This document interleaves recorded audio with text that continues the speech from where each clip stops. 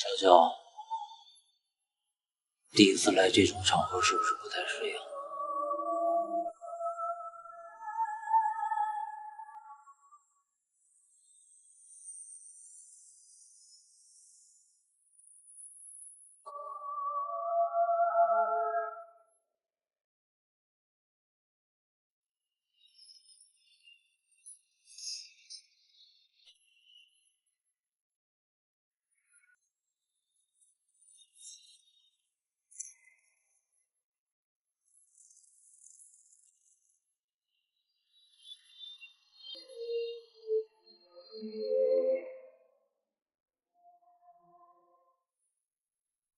那就是乔家那个哑巴，听说脑子还不好。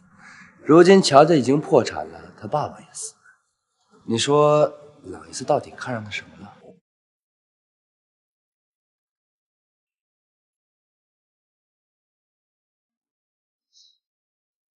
只要我出家处死，你乔家的危机可以立马解除，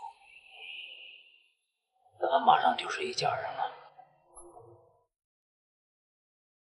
走，我带你去见见我的两个儿子。哟，爸，这就是你给我们新找的小妈呀？这么年轻漂亮，您身子骨受得了吗？没大没小吧？是他，你有什么变心？我说没关系，我一定会找到你。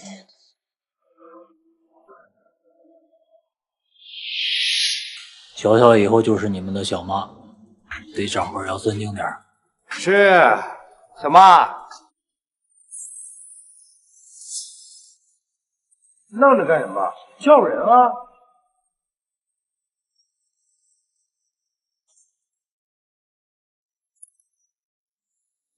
你现在有2个选择：娶我，或者多一个跟你争家产的小妈。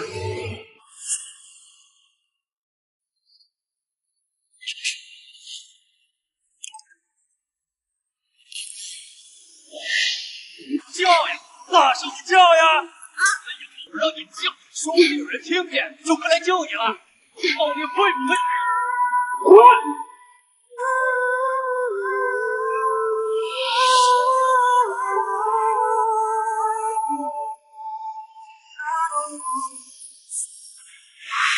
怎么，你也哑巴了？叫小妈？我还有一些工作上的事情要处理。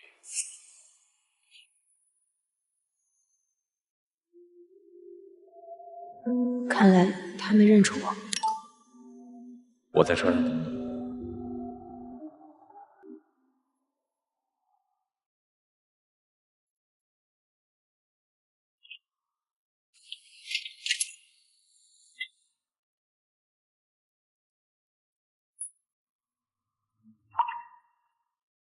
你确定是要跟我结婚吗？你就不怕老头子因为这件事情为难你？你应该非常清楚，楚家的商业版图发展到如今这样的地步，我跟他之间早就不是父子关系这么简单了。而且现在整个西周的人都知道你是他看上的，这样做也是在打他的脸。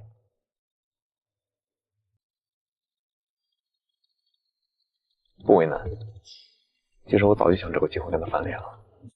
结婚以后，我会负责你妈妈在疗养院里的所有费用，还有你一个妹妹，只要她能保证不再惹是生非，她还是能继续过着锦衣玉食的生活的。但是你必须听我的话，一个字都不能。走，跟我。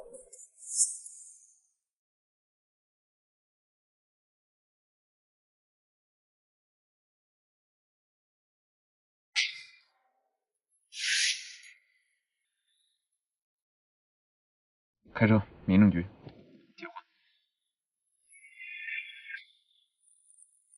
姐，你就这么跟楚一凡结婚了？我听说因为这件事情，姐夫已经跟楚氏集团闹翻了，而且楚伯伯还放了狠话，说要收回姐夫在楚氏集团的所有股份。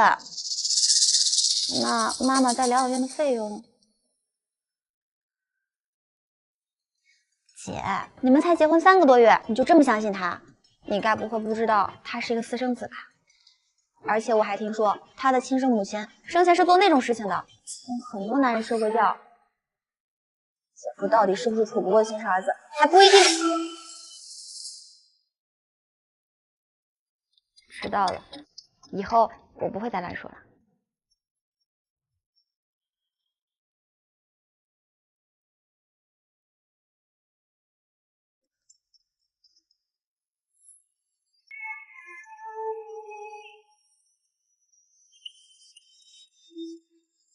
不用打字。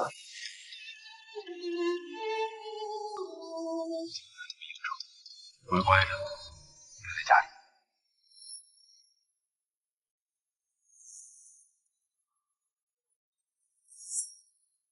只是可惜，他想要结婚的人好像并不是我。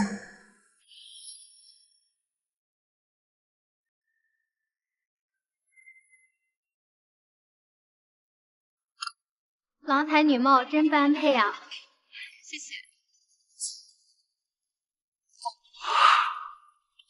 姐姐，你怕什么呀？这场宴会的女主角本来就应该是你啊！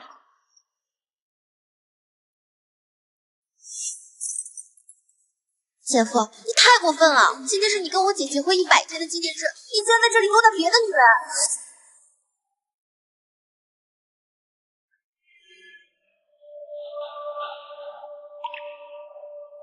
难道她不是小楚总的新婚夫人？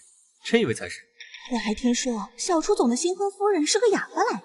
小楚总这样的人物，怎么可能会娶一个哑巴啊？我姐姐不是哑巴，她只是……小楚，你来这儿干什么？我有没有告诉你，让你乖乖的在家待着？结婚之前你是怎么答应我的？回去吧，还有你那个惹是生非的妹妹，带回去。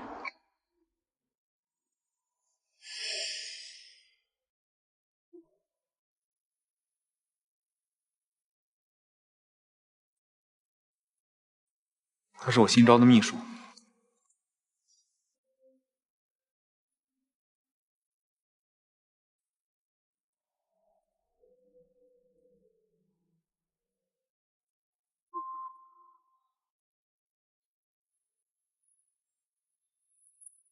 那是这个镯子也是我母亲给我留下的唯一的遗物，你带着它，也会找到你。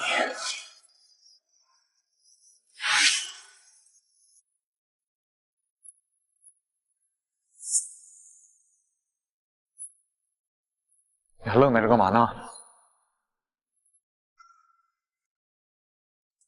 你好，小姐，有什么可以帮你？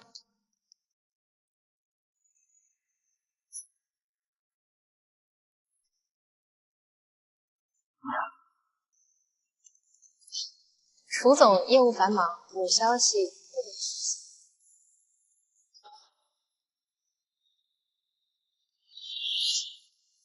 又一个送礼，楚总要这种人。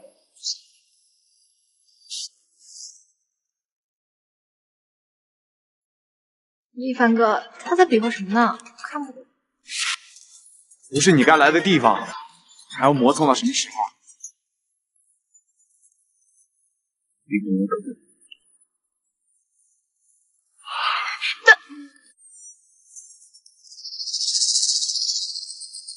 一凡哥，刚才是他在说话吗？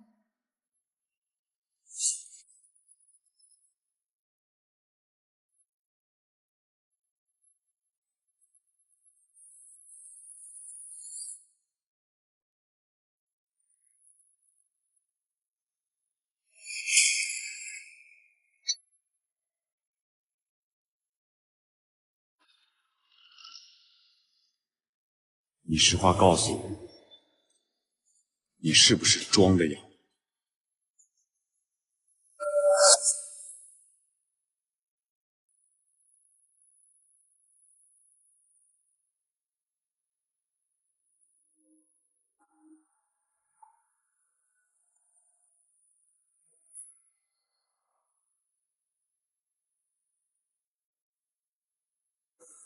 告诉我，你看见了什么？告诉妈妈，你看见什么？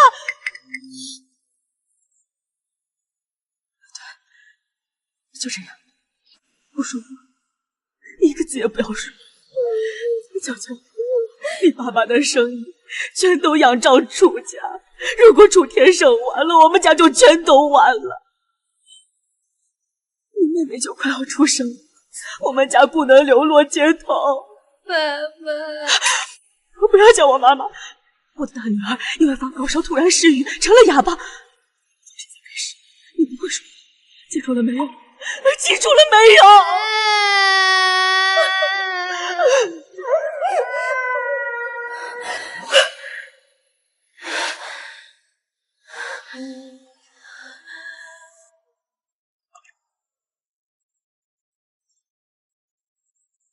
医生开的长效避孕药，今天开始按时服用。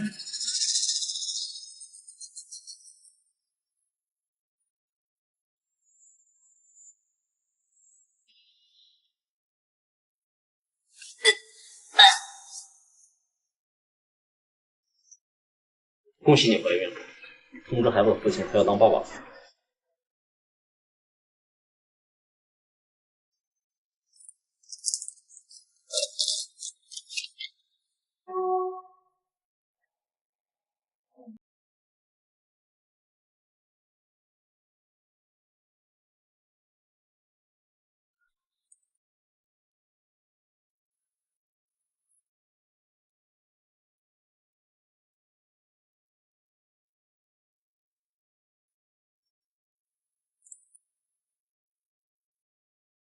冉冉痛经，看完病去给她买些红糖水，送到这个地址。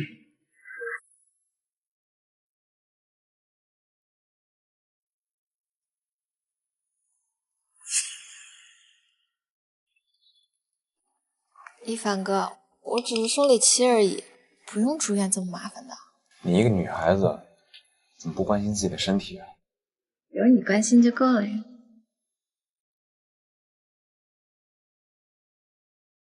一凡哥，我眼睛里好像进东西了，你能帮我吹一下吗？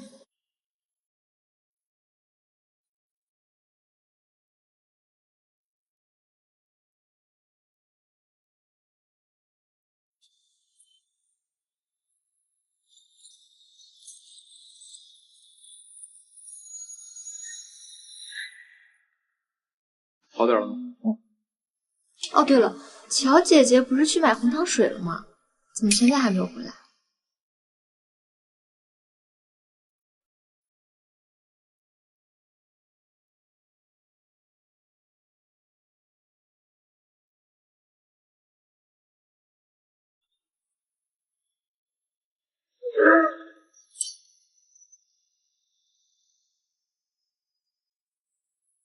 怀孕了，真是好大一个惊喜呀！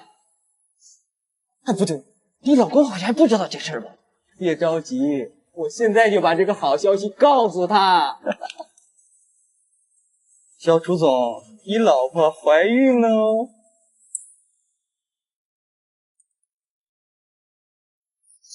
一凡哥，回血了。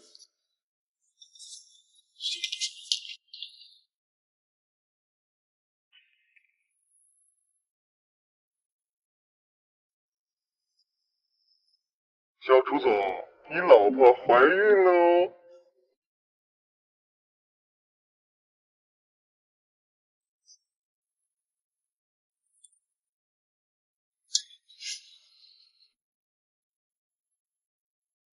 怎么了？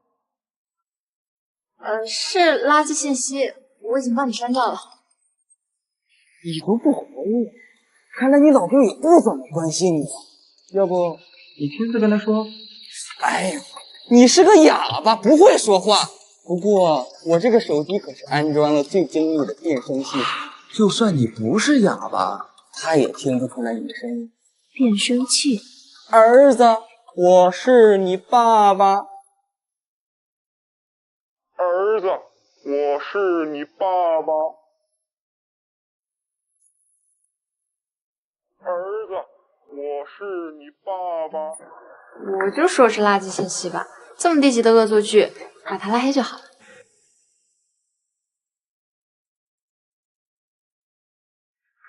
朱总，你的老婆和孩子可现在都在我手上呢。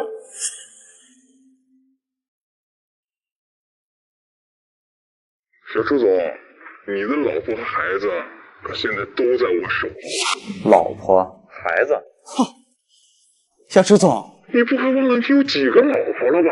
不过我相信她一定是你最爱的那一个。从被我绑架到现在，一点声音都没出，就这样温婉可爱的人，哪个男人看了不动心？哎呦，哭了，他哭了。你是谁？想干什么？准备好20亿，否则我就把你的孩子从他的肚子里挖出来。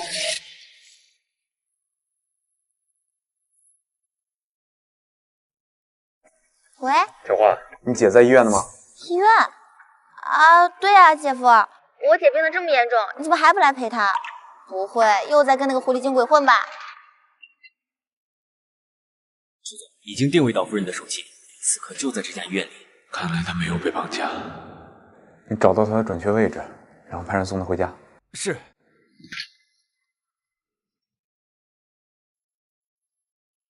虑好了吗，小朱总？你老婆的肚皮很嫩，轻轻一划就破了。那就辛苦你帮我把那个孽种处理掉了。你说什么？我说那个女人只不过是我当初娶回来气我爸的一个工具，我从来没想过她能成为我的妻子，我也没打算跟她之间要一个孩子。既然你那么喜欢帮人处理麻烦的话，那两个麻烦一起帮我处理掉吧。操！捡了个没用的哑巴！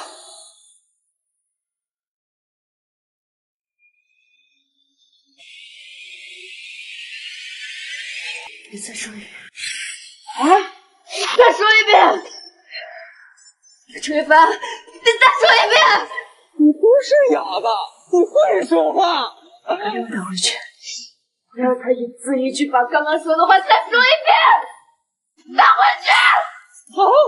好。那个骚扰电话还没有停下吗？朱总，有人在医院里捡到了夫人的手机。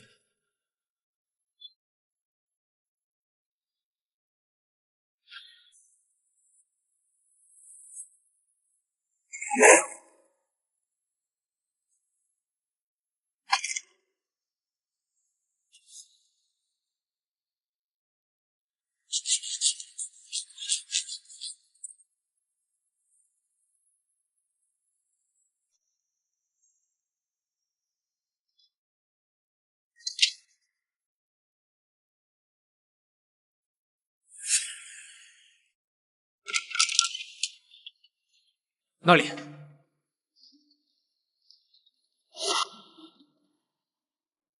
夫人的手机就是在这里被发现的。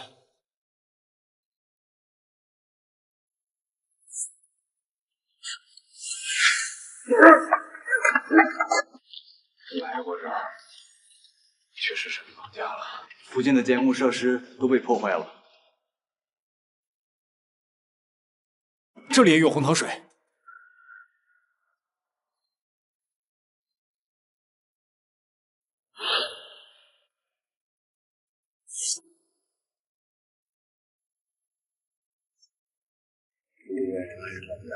你走不远，找按照红糖水的痕迹，给我一点一点的找。是。接电话，给老娘接电话！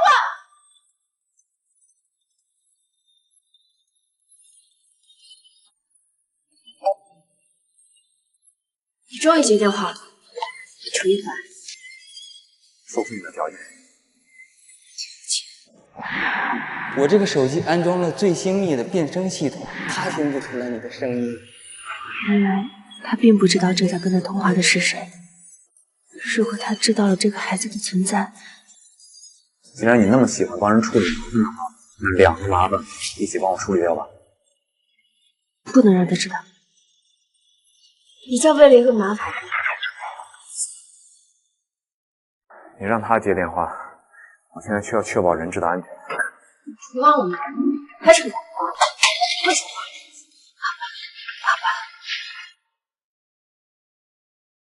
再说，他已经死了。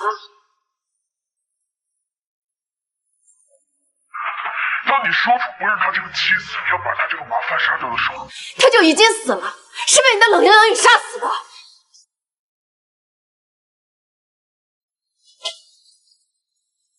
可惜了，你是个哑巴，说不了能去的话。想死是吗？你很生气，他临死之前也很生气，愤怒、屈辱、不甘，还有对你心存了一点点幻想。他比谁都更清楚他在你心里的位置。无论你怎么冷落他、羞辱他，哪怕你让他给其他女人买红糖水，他都没有怨言。可是楚一凡，他是一个人。就算你把他当成一个工具人，就算他从来都不会说话，你怎么可以不把他当做一个人？你怎么可以说出让他去死这么无情的话？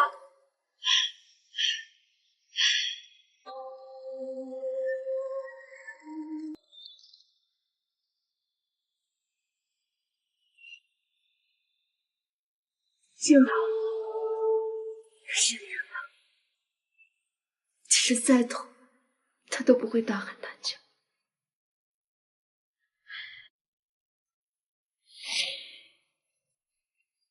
我已经找到你了，变声器。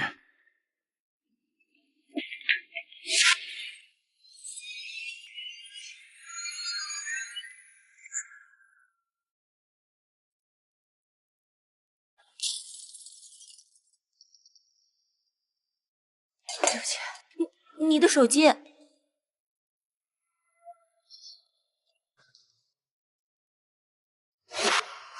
你好，有看见什么奇怪的人吗？奇怪的人？初董，这是在七台市附近发现的。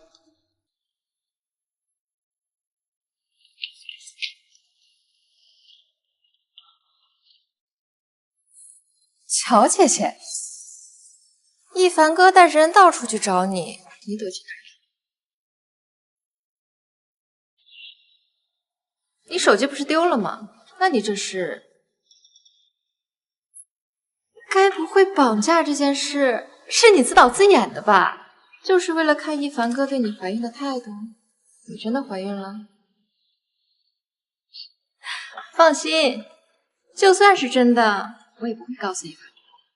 虽然你霸占了我楚夫人的位置，但同为女人，我懂你这个心情。你是个哑巴，本就没有为楚家生儿育女的资格，就算是生下来了，一凡哥也绝对不会让一个哑巴来抚养他的孩子，到时候骨肉分离，好可怜的。一凡哥，你回来了。一凡哥，你回来了。说什么谢什么？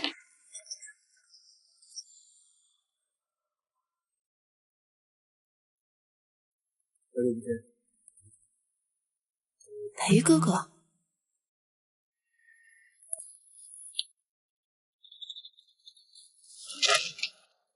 把门敲开。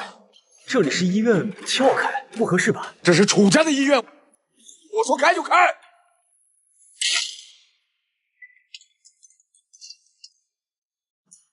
说。楚总，夫人跟一个男人离开这家医院了。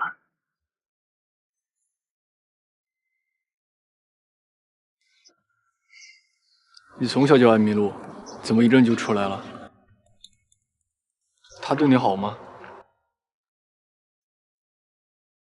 如果他对你不好，就来找我。你忘了，我是离婚律师。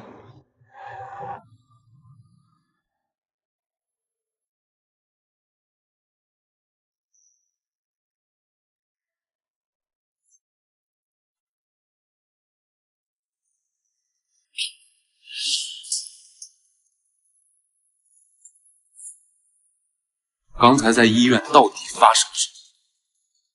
那男人是谁？那个男人到底是谁？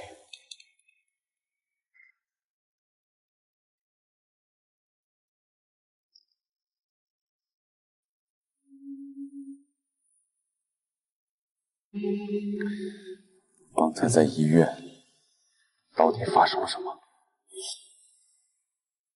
就算是真的，我也不会告诉一凡。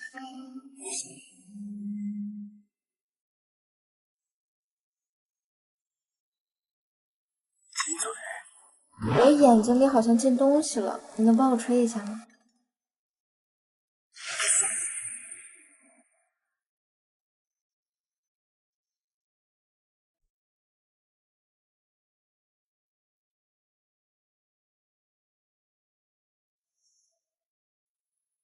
以后没有我的允许，哪里都不要去。如果生病了，我会让医生来家里。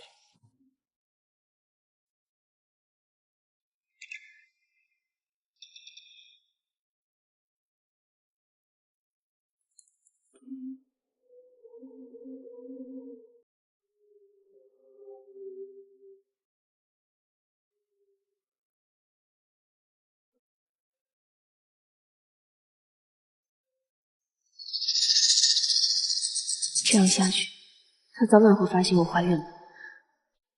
那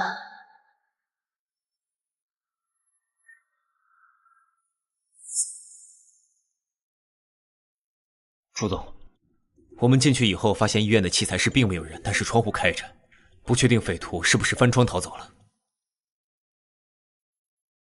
这是在器材室里捡到的。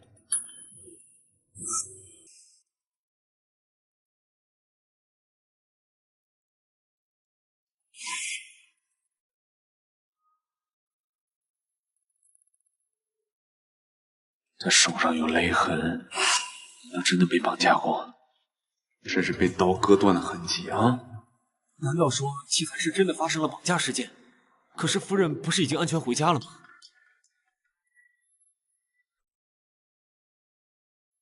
监听系统已经就位，只要通话时间超过10分钟，就能确定信号来源的准确位置。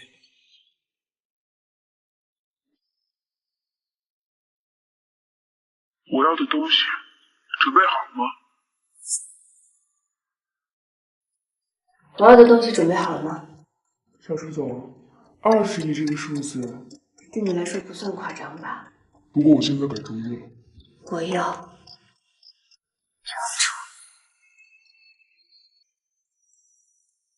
放着自己如花似玉的老婆不闻不问，却一门心思扑在一个小偷身上。冒充他人身份，你似乎对我的事情很了解啊。是你自己说的，他不过是你娶来见你爸的工具而已。既然你跟老楚总已经翻脸了，他这个工具对你来说无关紧要了吗？我要你跟他离婚，这样也不耽误你跟你的小情人花前月下。你是个女人吗？你怎么知？如果你是一个男人的话，你应该非常清楚，男人的感情和身体是可以分开的。冉冉现在身体不好，我还不能碰她，所以乔出这个工具对我来说，不想跟他离婚，就是为了继续睡他。作为绑匪，你似乎有点过于关注人质的感受了。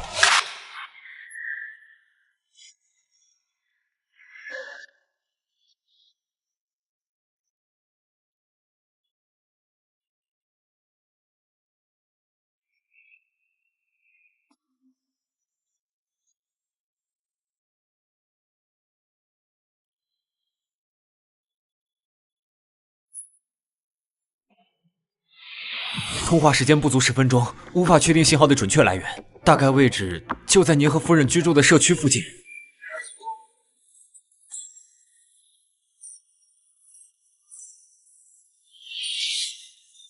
这么快就想通了？乔出，这是我自己的手机。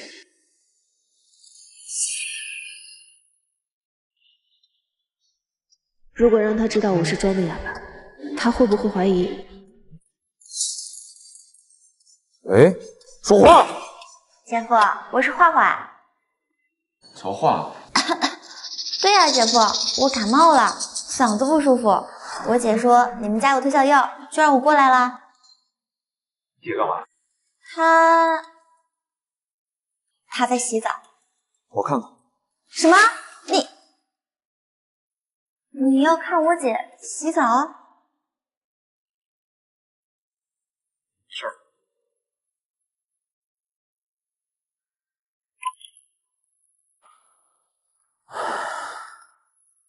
姐，你干嘛让我装感冒骗姐夫啊？我也是你们夫妻情趣不累的一环。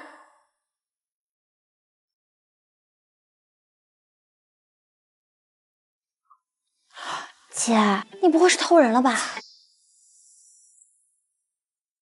那要不然你干嘛让我帮你做伪证啊？还有昨天姐夫莫名其妙给我打电话，问我是不是跟你一起在医院，还好我反应快，要不然你偷人的事情可就瞒不住了。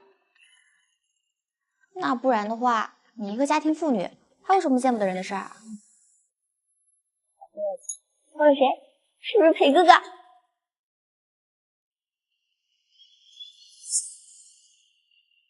你偷了谁？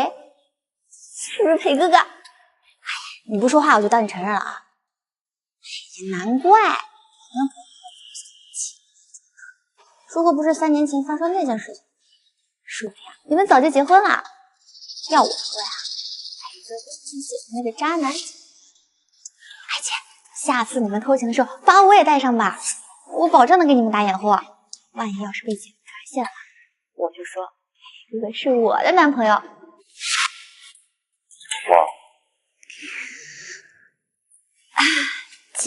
姐夫，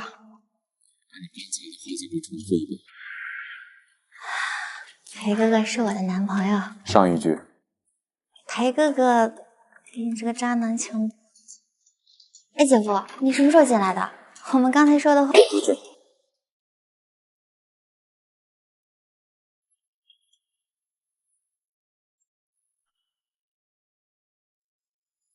就他这点胆量，只能开门打掩护他。我再问你一遍，在医院到底发生了什么？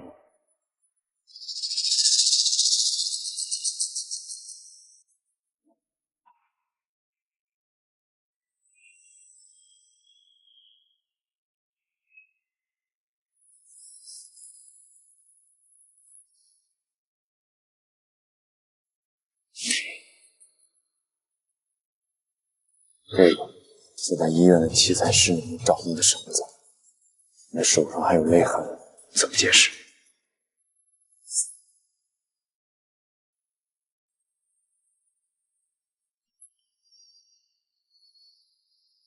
器材室里面存放器材的木匠所以在器材室里跳窗逃走，但是器材室的门是在外面被反锁的，所以唯一合理的解释就是你打伤了绑匪，然后逃跑的时候把我追回来。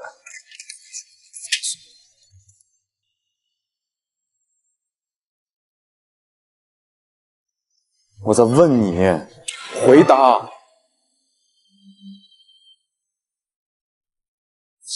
你为什么不告诉我？发生了这么严重的事情，你打算瞒着我？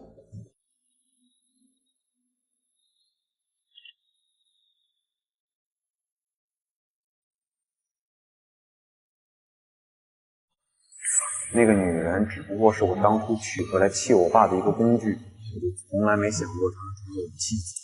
你给我跟她之间有一个孩子，就知道了。那些话我是说给绑匪听的。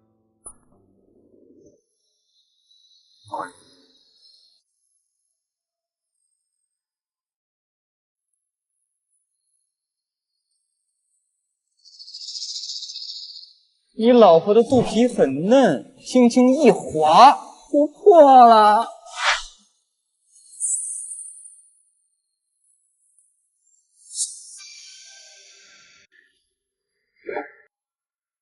我需要确定绑匪说的话是不是真的。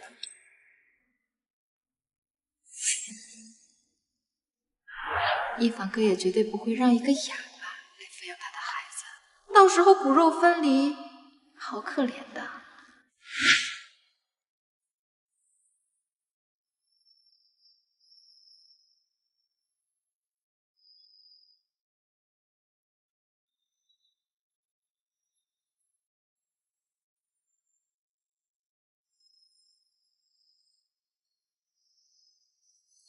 离婚。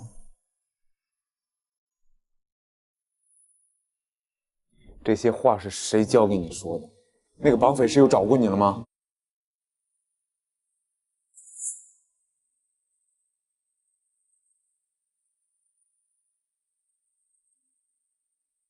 好，没事了，放心。代价。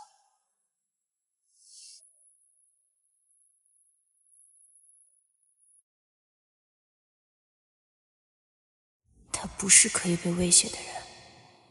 如果想要离婚的话，想离婚的话，法律上妇女有独立决定生育与否的权利，但生孩子这件事毕竟是两个人的事。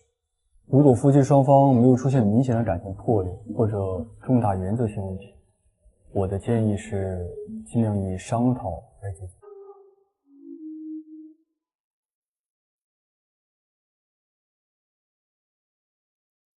我还是那句话，如果他对你不好，就来找我。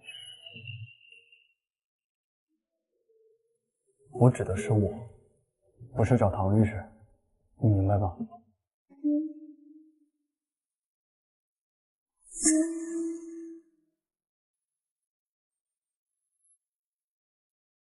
楚总，夫人进了一家律所。好，我知道了，保证她的安全啊。听话。楚总，技术部的同事已经修复了变声器的本来声音，应该是个女人。女人？我要你跟他离婚，我跟他离婚，这样也不耽误你跟你亲戚父亲下。我要你跟他离婚。楚总，这就解释了夫人为什么可以从绑匪手中轻易逃脱。我刚刚联想到一些线索，绑匪是个女人，诉求是希望您跟夫人离婚。您说这件事会不会跟云冉冉有关呢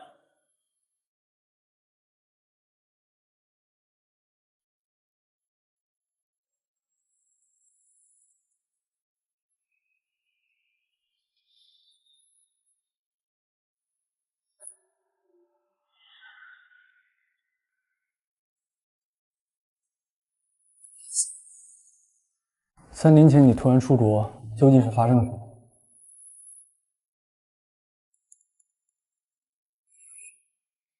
强哥，这点药是我好不容易得到的，把它加到酒里，保证能让它一生死。再续给我找几个有脏的。楚一凡，我看你得了脏病，还能得意多久？楚一凡。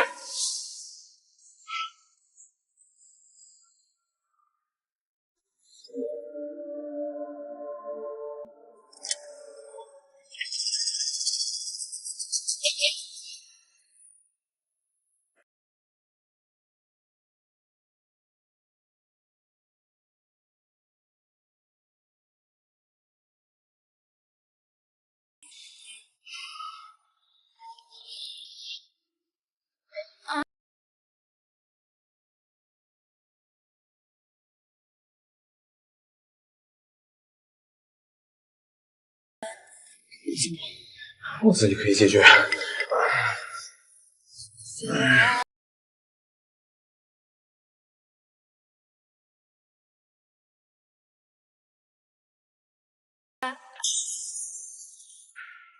How can I be sure?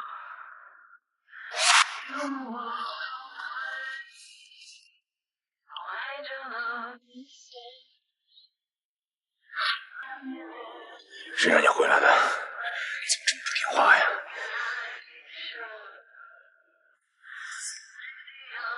这个镯子是我母亲给我留下的唯一的遗物，你带着它，我就能找到你。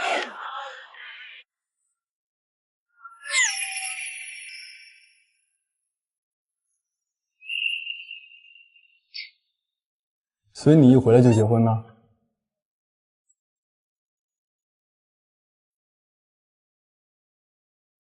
走吧，我送你。夫人已经到家了。他自己回去的吗？还是上次那个男人送夫人回的。一凡哥，你下班啦？这么晚了还不下班？人家这不是想多陪陪你吗？送你回家。哎，一凡哥，人家的生理期今天刚结束，今晚让我多陪陪你好吗？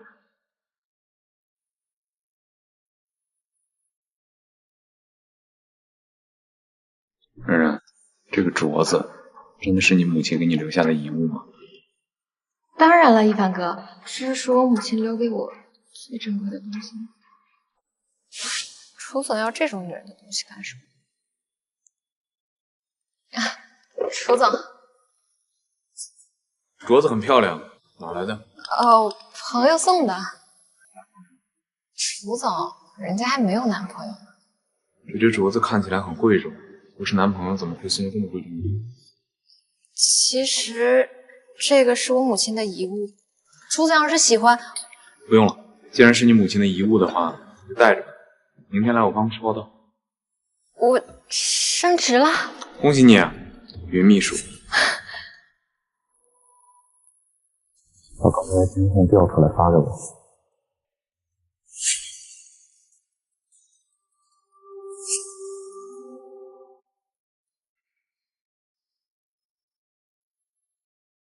你今晚回家吗？我告诉你，你不要挑战我的底线。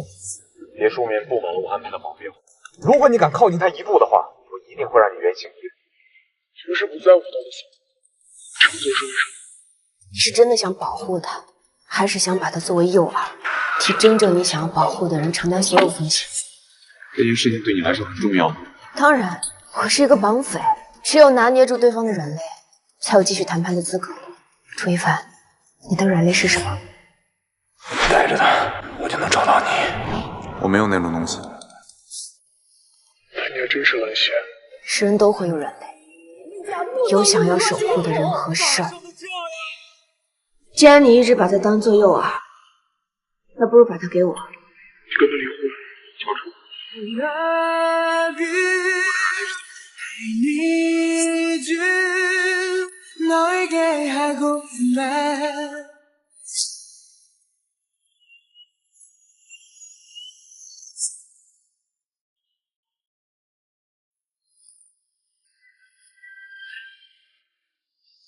刚刚在这现在，问你话呢？为什么能跟别人打电话说话，跟我就不行？话，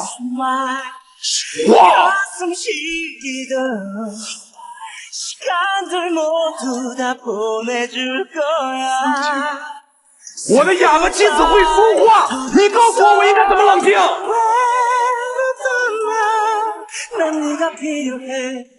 I need your love again.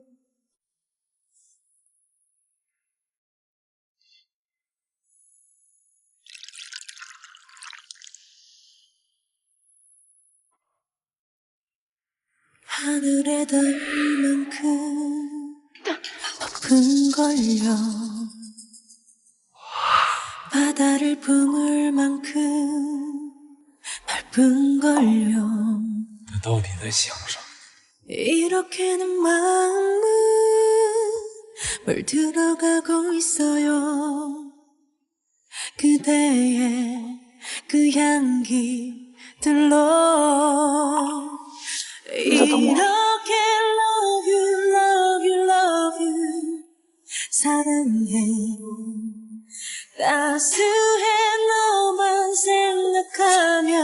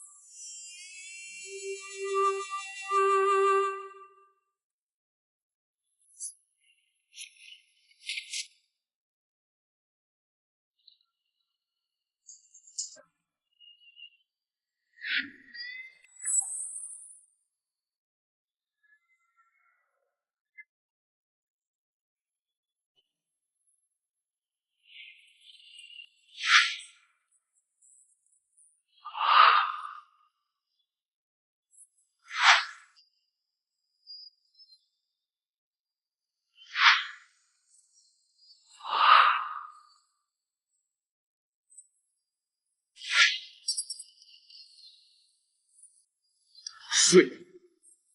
而你看是你能折腾，还是我能折腾？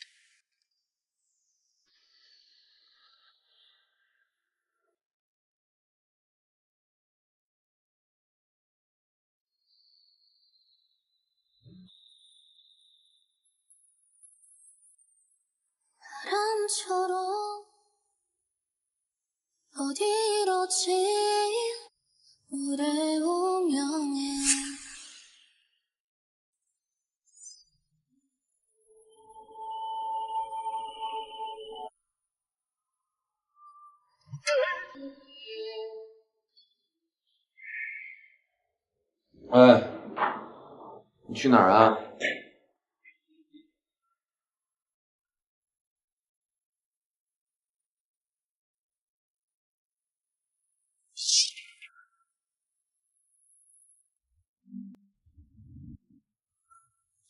唐律师，约我老婆吃饭，我一起，不介意吧？当然不介意。我夫人肯定也不介意了。服务员，加份餐具。想点什么自己点啊。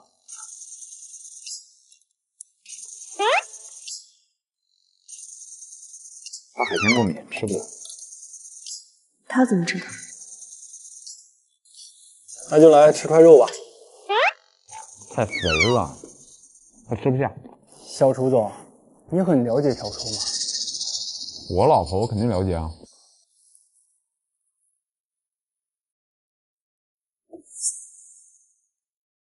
什么？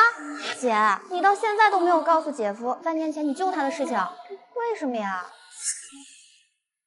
这个桌子哪来的？这是那个女人的东西。你，谁让你管楚家的闲事？我让你装聋作哑，你为什么不听我的话？楚家在西周可是权势滔天，你乔家只不过是他们手下讨生活的一只蚂蚁。现在楚一凡和他同父异母的哥哥斗得不可开交，如果楚天胜知道你也曾经参与其中，当皇之以前的事情暴露，他是不会放过我们的。我们不可以把那件事情告诉警察吗？我的女儿不会说话，你还不会说话。那件事情已经过去20多年了，就凭你一个5岁的小女孩的一面之词，就能把楚天胜扳倒？况且他们是亲生父子，就算是楚一凡相信是楚天胜杀了他的母亲，可是面对楚家千万亿的家产，他能让楚天胜倒下吗？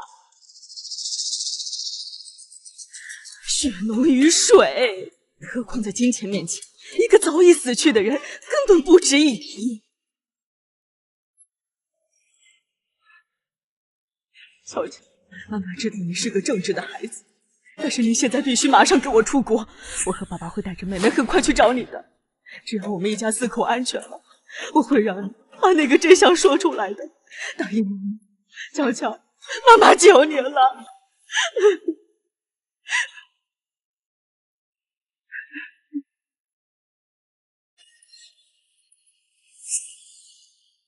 如果把那件事情告诉他，我该如何解释我的不告而别呢？姐，你在发什么呆呢？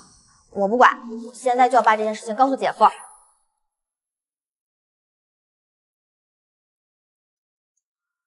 喂，姐夫，不要！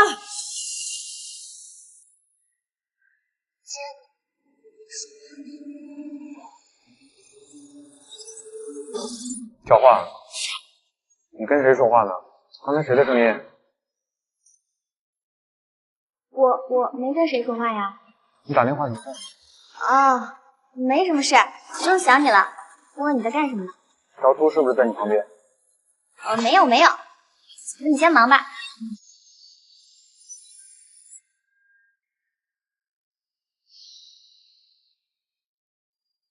你查一下我跟乔画的通话录音，跟绑匪很像。我要一帧一帧的。姐，你是不是有什么难言之隐啊？你说出来，我们一起帮你解决啊！就算姐夫不愿意帮你，你还有我，还有裴哥哥。裴哥哥是大律师，他一定可以帮你找到办法的。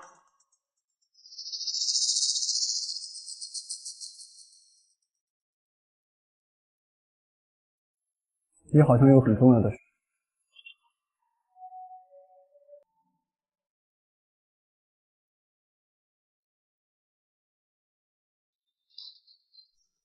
你进行过很长一段时间的法律课程，需要问我吗？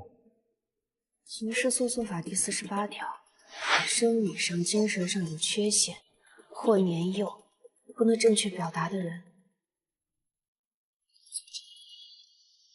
如果儿童智力正常，对于自己亲眼所见的事实经过，完全可以表达清楚，这样的儿童是具备证人资格的。但由于年龄和认证能力的限制，小孩子的口供在准确性跟完整性上实在不足，是否能完全采纳，甚至达到定罪的标准，必须结合其他证据进行验证。其他的证据。乔叔去律所干什么？咨询了一些法律相关的问题。不过上次他去律所是咨询离婚。离婚？他要跟一凡离婚吗？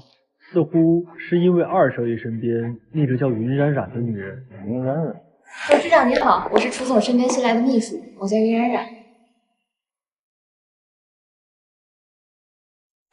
哼，看来我这个儿子也有眼无珠的时候，看着他点儿，必要的时候帮一帮。明白。那件事情已经过了20年，很难再有其他的证据。现在妈妈一个人在疗养院，画画又还在读书，而我也没有工作。如果我将真相说出来，却不能为楚天胜定罪，妈妈跟妹妹都会置身在危险之中。何况，这是他想看到的结局吗？声音对比的结果已经出来了，结果跟您猜想。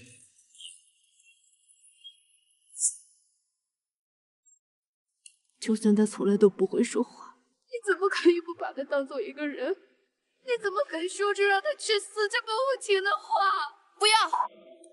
根据技术鉴定，这2段音频轨道高度相似。由于第2段音频素材太短，还不能断定就是同一个人发出的声音。那乔化的声音呢？我们用乔化的声音和绑匪做过比对，结果完全不相符。是他。大少爷，先生吩咐过，没有他的允许，任何人不得踏入这道门槛。拦我可以，这一位可是老爷子专门请过来给他儿媳妇治疗失语症的，这是耽误了我弟妹的治疗。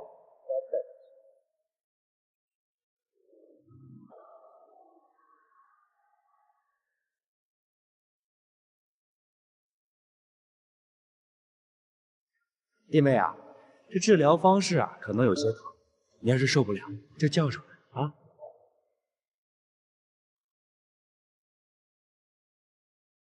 住手！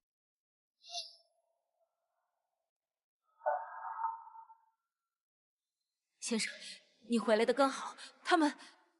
一凡啊，你可别误会，我这是奉老爷子之命来给弟妹治病的。你也不想自己的老婆永远是个哑巴，要是治好了，你还得谢谢我。要是这样的话，那就扎吧。等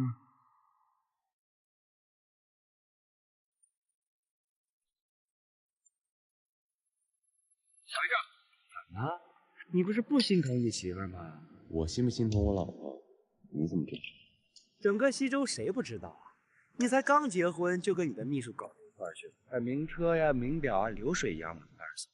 倒是我这位弟妹，浑身上下哪有一点豪门夫人的样子？她一个哑巴，平时也不抛头露面，要那些贵重的东西干什么呢？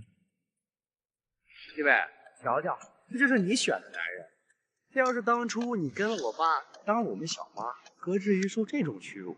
我看你不如跟了我吧。到底渣不渣？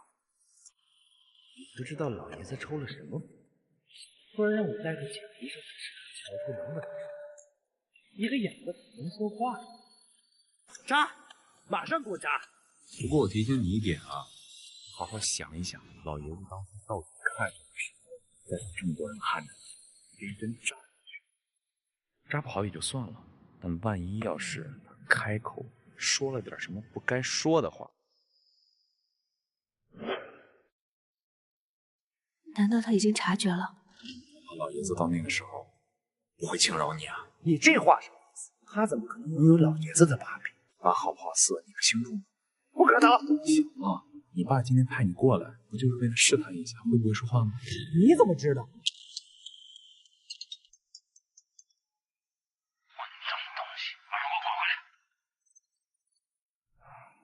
看来我会说话的事儿已经瞒不住了。郑姐，夫人受了点惊吓，去做点补品给她补一补。好的。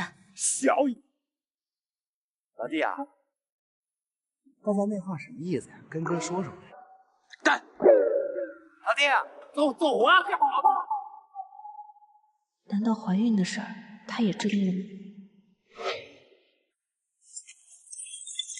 我让你去查查乔叔会不会说话，你闹这么大动静，你生怕你弟弟不知道是吗？楚一凡不是不在乎那个乔楚，他不在乎，你前脚进去，他后脚就回家了吗？不过让你这么一闹的话，也不是没有收获。什么收获？那个女人全程都没有说话，她到底会不会说话？用你这个猪脑子给我想想，乔楚能给我造成多大威胁？我要的是你弟弟的反应，知不知道？蠢货！哦，我明白了吧？那个云冉冉，她就是个挡箭牌，对不对？加强对乔楚的监视。好。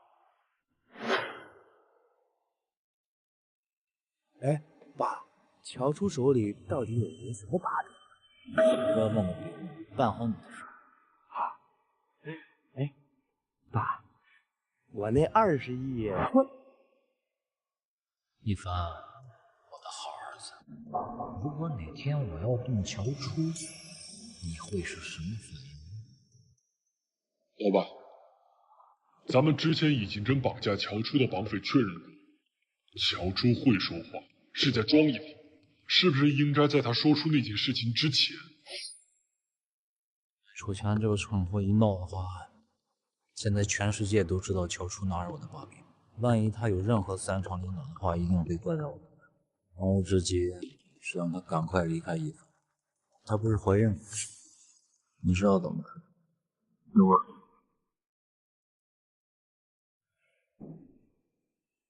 夫人，这些都是对女人身体有好处的，怪我照顾不周，你看起来好像瘦了一些。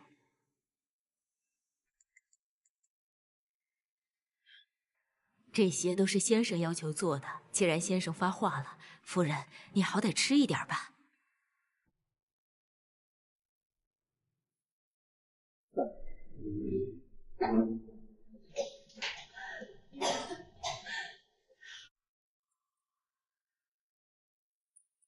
他给我吃这些是什么意思？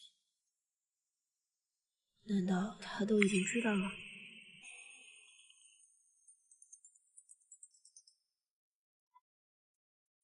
乔女士，这里是私人妇产中心，您的丈夫楚一凡先生为您预约了人工流产手术。人工流产？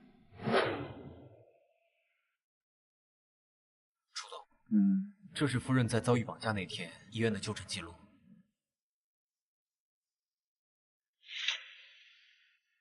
妇产科早孕检查。对了，在调查记录的时候，我还遇到了那天在器材室附近出现的护士。她说，你那天问我有没有遇到一个奇怪的人，的确是有一个，是个女生，她大概这么高，头发很长，她看起来非常的紧张，好像是有人在追她，她还撞了我一下，说了声对不起。确定她是用嘴说的？不用嘴用什么？哦，对了，她手里还拿着一个手机，跟我们平常用的不太一样，像是改装过的。那部改装过的手机应该是加了变声器。护士遇到的那个女人，应该就是我们要找的绑匪。我知道了。是否按照护士提供的线索，重新筛查医院的监控，说不定就能找到绑匪的真实相簿。不需要了，这件事情是楚强做的。大少爷，我的夫人在楚家的医院遭遇了绑架，刚好呢，那天医院周边的监控又全都在维修。除了楚家的人，谁还有这样的权利呢？20亿，楚强又刚好欠了20亿的赌债，他肯定会铤而走险的。好的。她真的怀孕了。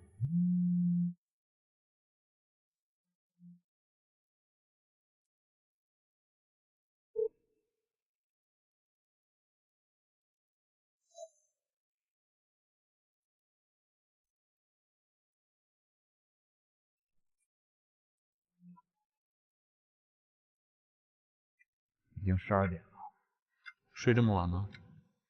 你在关心一个绑匪的身体健康吗？是的，因为如果你不睡的话，我的夫人随时都有可能有危险。你不希望他有危险？当然，因为就会对你有威胁吗？我的夫人是一个什么样的女人？她是你的夫人，又不是我。我还记得第一次见她的时候。第一次。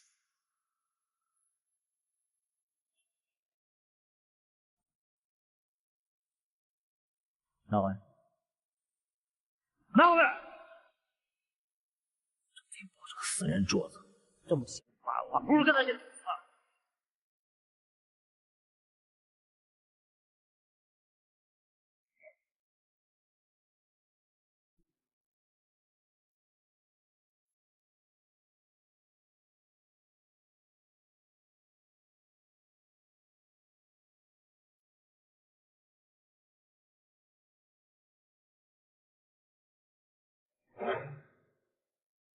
那个时候，他烫得满手都是水泡，但他还是小心翼翼的，怕我也被烫到。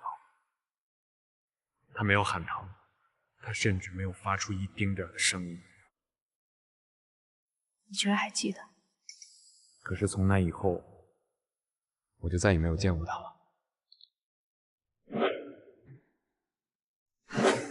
手怎么了？谁欺负你了？你是不是又去楚家看那个孩子了？妈妈说过多少次，让你忘了那天发生的事情，你为什么不听妈妈的话？搬家，现在就搬家。或许他也有不得已的苦衷。苦衷？他一个孩子，你明白什么叫苦衷吗？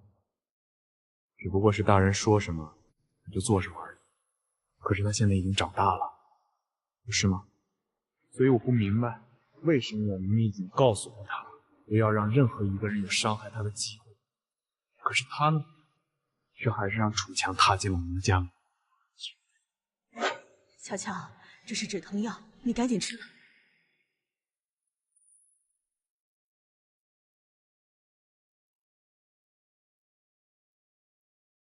可是楚天胜需要，楚天胜需要确定你是不是永远都不会说话。乔乔，妹妹现在还小，你再忍忍，为了我们全家，你再忍忍啊，再忍忍吧。出去吧。小乔来了。来来，坐下来。大夫，开始治疗吧。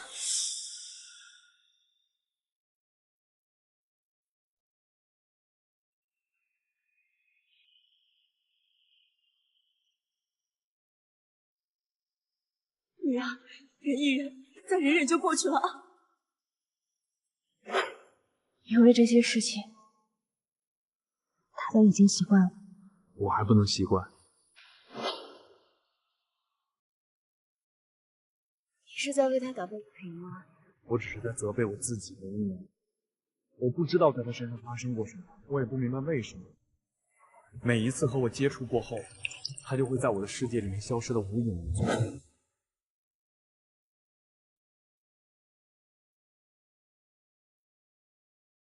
你找我女儿，她出国了。出国了？她国外有个男朋友，两个人一起出国留学去了。初二上，我女儿是个哑巴，向来足不出户。像你这样高贵的身份，跟她永远不会有交集的，对吗？明白了，打扰了。所以当他再次回到我的身边的时候，我不敢向他透露我一丁点的爱意，我生怕稍有不慎，他就会从我的世界里面消失。真的这样想？是。你不是，你在骗我。我是一个绑匪，你怎么可能轻易向我展示你的软肋？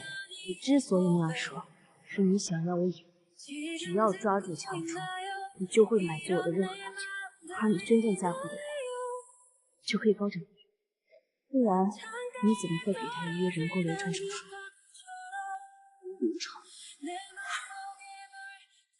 没错，我监听了他的手机，刚刚有一家私人妇产医院说是你给他约的人工流产手术。你相信吗？你相信这件事情是我做的吗？如果你相信的话，你就不会给我打今天这通电话了。田姐，从现在开始，不要相信任何人的话，也不要相信你自己的眼睛，更不要用自己的猜想去判断任何人、任何事。相信你自己的内心，去做你想做、你认为正确的事情。认为正确的事。楚一凡，你喝多了吧你？我是一个绑匪。你居然在教一个绑匪做事！和一个思念了这么久的人说了这么多，我确实有点醉了。你在调戏我？我可是绑匪。尊敬的绑匪。你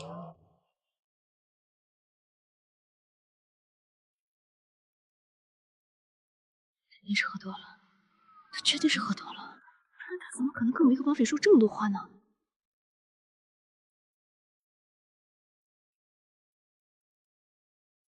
他该不会是中了什么奇奇怪怪的迷药吧？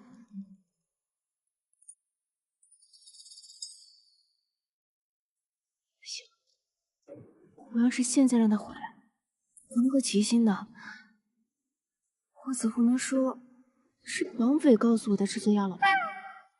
哪有这么好心的绑匪啊？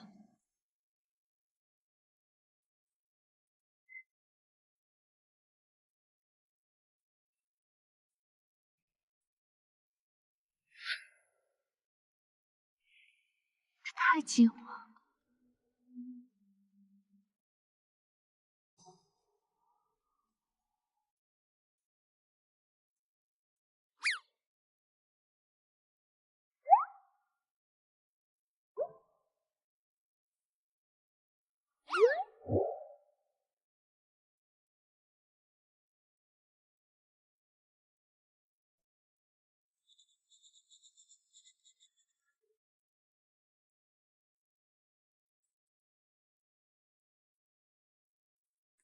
我就在你家附近，你要是再不回来的话，不敢保证会对你老婆做什么呀。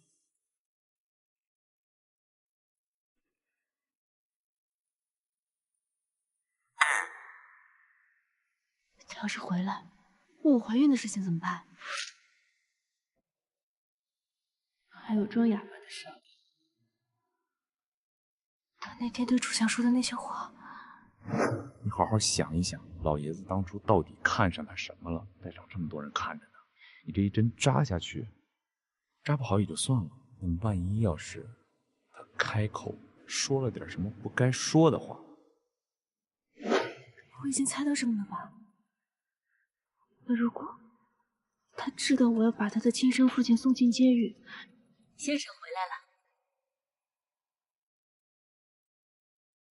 这么快就回来了？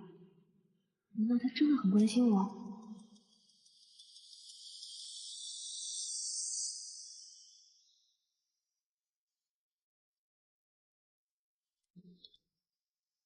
喂，一凡哥，我刚才做了一个噩梦，我好害怕，好想你能在我身边。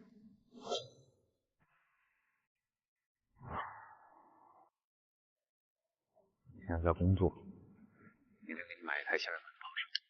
真的，一凡哥，你对我最好了，亲亲。别闹。哦。渣男。乔乔，不要说话，千万不要说话。13床，你女儿来看你了。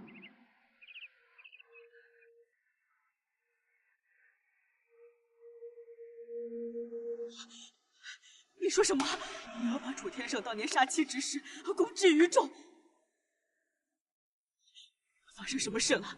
是不是楚一凡对你不好？他打你了？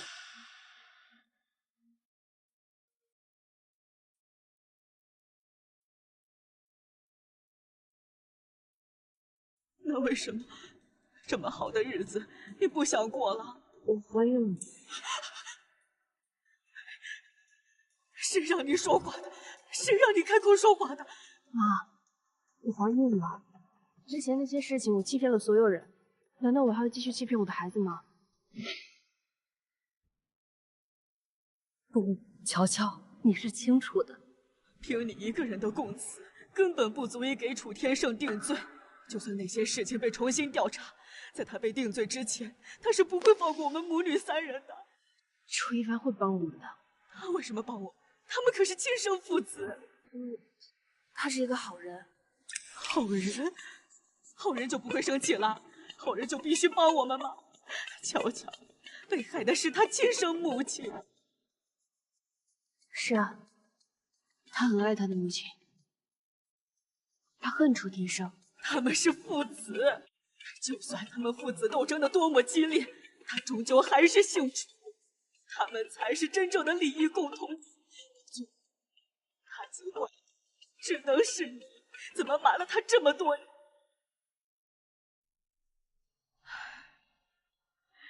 如果他真的爱他的母亲，那你这些年装聋作哑，他会原谅你？他会原谅我这个他生怕死的丈母娘吗？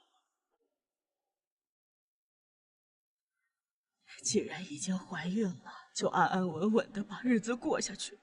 你还年轻，楚天胜总会死在你的前面，到那个时候，一切都就过去了。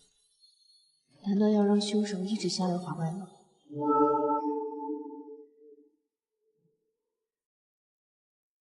老爸，乔初去了疗养院，有人听到了他和他母亲的对话。看来他就要演不下去了，那就继续给点装聋作哑的动力。明白。不要用自己的猜想去判断任何人、任何事，相信你自己的内心，去做你想做和你认为正确的事情。我要报案。那我先走了，花花，明天见。不知道姐姐怎么样了？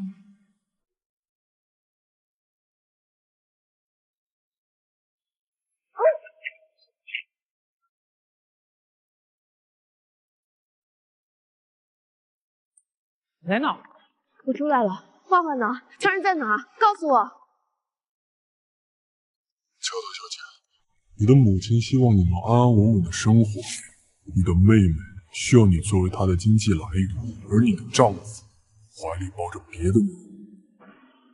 只有哑巴才不会喋喋不休的抱怨。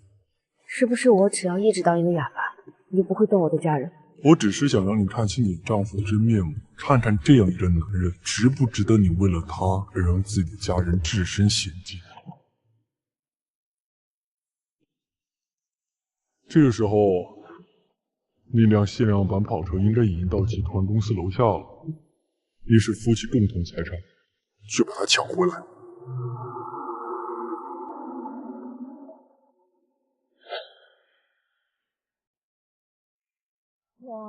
哇，这就是楚总订的那台限量版跑车，据说整个西周只有这一台。冉冉，你命可真好啊！只要你们像我一样努力工作，一凡哥也不会亏待你。我们努力工作了呀，只是没努力对地方。云秘书，你该不会是在出手船上努力了吧？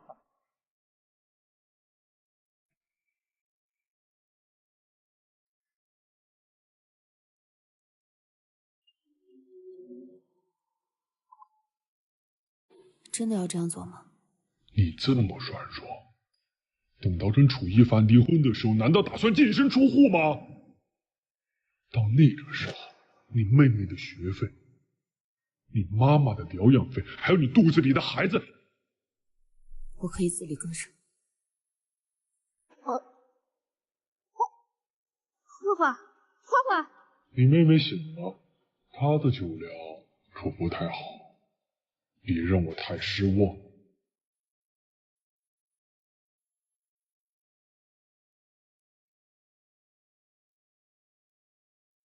他一定在监视我的动作，为了画画，只能这样了。冉冉，我还没做过考生呢，你能带我去兜兜风吗？啊？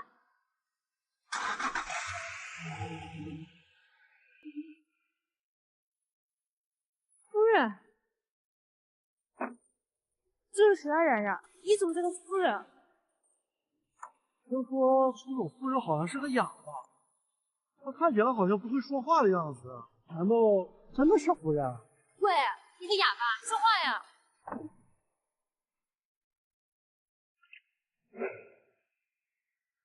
那个人不允许我开口说话。看来真是个哑巴，是个哑巴就怎么夫人了？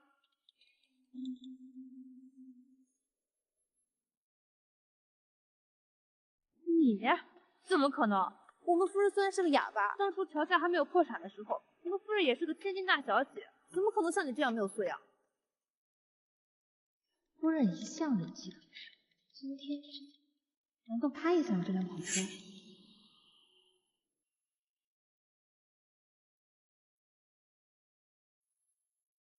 冉冉，这是什么呢？他就是个诈骗犯，冒充我们夫人，他抢走这辆跑车。你说你是我们夫人，你怎么证明啊？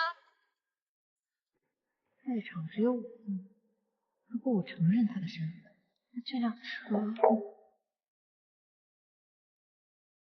你看着冉冉干什么？我实话告诉你吧，冉冉是我们楚总的心头肉，这只手镯是楚总妈妈的遗物，楚总把这么重要的东西送给冉冉，就算真的夫人来了，也只能给她提鞋。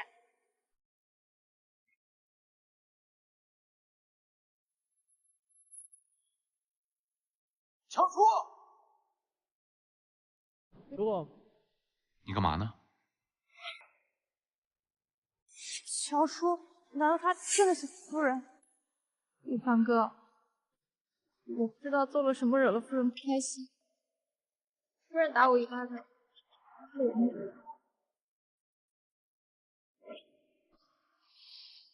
现在越来越放肆。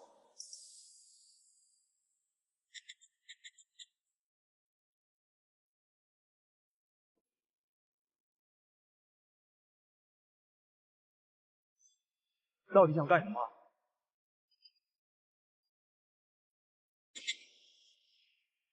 云冉冉是我的人，我让他叫住你，可以叫住。这辆车是我送给云冉冉作为优秀员工的奖励，如果你有意见的话，公司给你，你来做。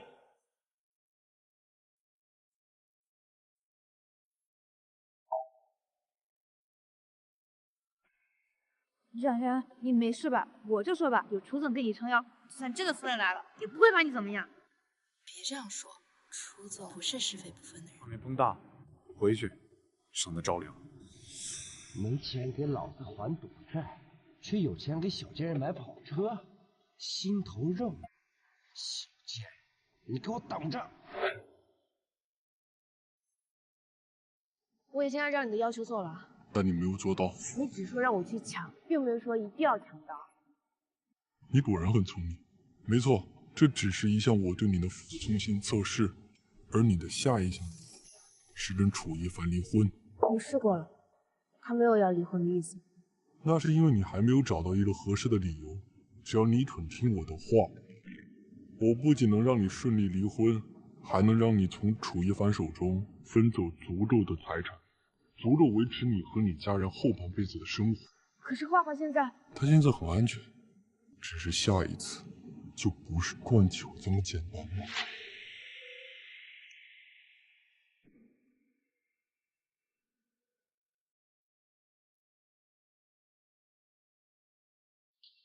把他送回学校。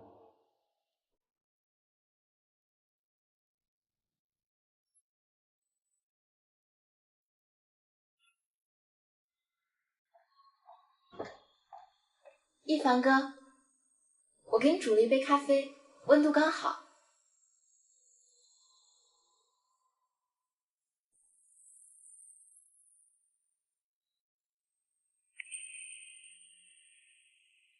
今天这件事情吓到你了？今天是我不好，夫人不会说话，我应该好好帮她解释的。以后这样的事情不会再发生了。你是想跟夫人离婚？倒也没有那么着急，毕竟她现在还怀着身孕呢嘛。果然还是要先把肚子搞大。一凡哥，咖啡凉了就不好喝了。这么晚了，怎么没去试试车啊？我现在有车了，之前都是你开车送我回家。今晚我想送你。你下去吧，我喝完这杯咖啡我就醒了。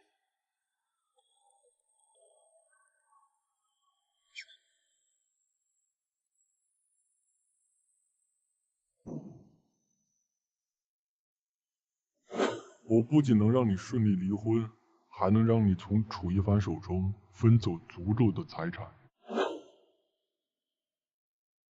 这个人到底想做什么？如果只是为了让我继续装哑的话，为什么还要帮我和楚一凡争家产？或许他能给我答案。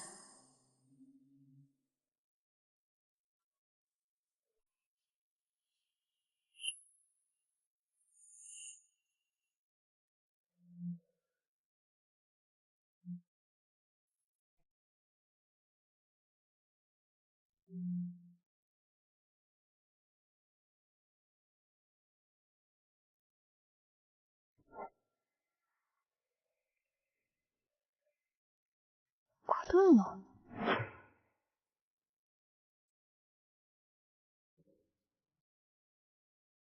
到这个地址来，你会得到离婚的理由。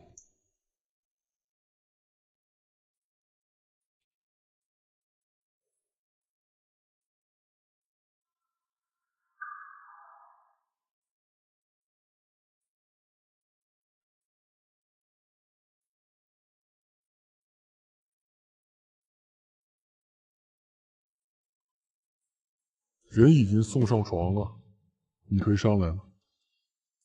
上去之后，我应该怎么做？怎么伺候男人，要我教你吗？我一定会牢牢把握这次机会。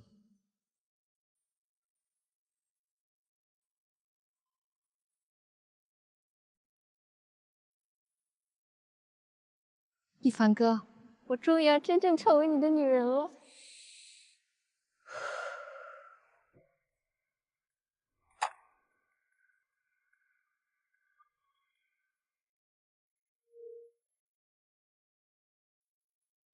我已经到了。开门密码是？怎么捉奸与我交往？你给他下药了？确实给他下药了。那又怎么样？难道你真的相信这世界上会让人迷乱心智的神药？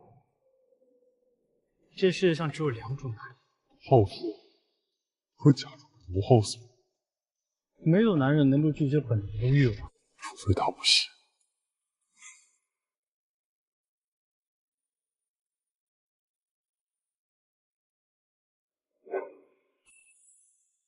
进去吧，好好看看被欲望支配的男人是多么狼狈。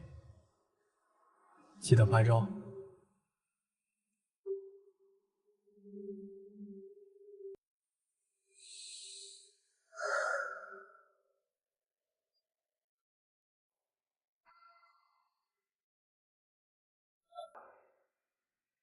已经完事儿了，洗澡也不开灯，该不会他们在浴室里？真的在浴室里？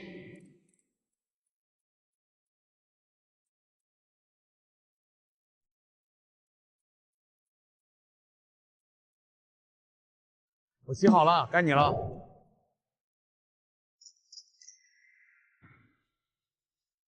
不洗也没关系，反正我现在很急。怎么回事？浴室里只有他一个人，那个女的呢？找什么呢？我已经检查过了，整个房间里面都没有摄像头。难道他听见我进来，藏起来了？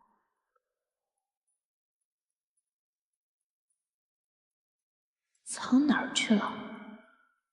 如果你今天找不出第三个人，今天晚上就只能你陪我了。还没认出来我，该不会有夜盲症吧？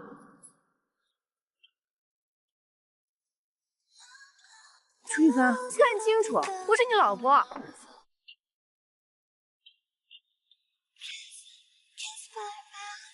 我老婆不会说话。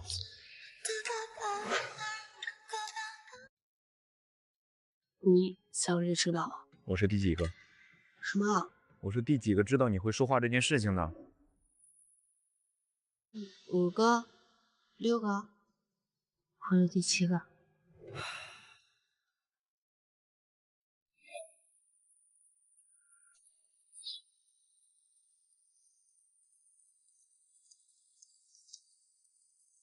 小朋友，你刚才都看见了？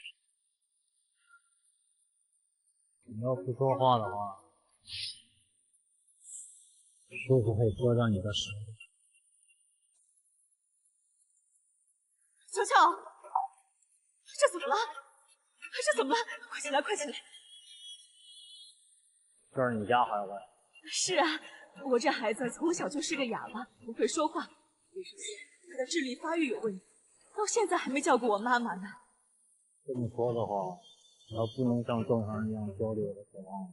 是啊，所以我们才计划再生一个，等将来我们父母老了。 他也好有个弟弟妹妹照顾。水先生，谢谢你帮我把他送回来。那我们就先回去了。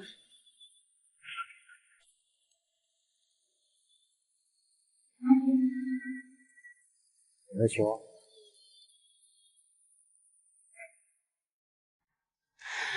那个时候他害怕了。所以你是被吓出的失语症，但是你一直以来都在装哑。你小时候到底发生了什么事情？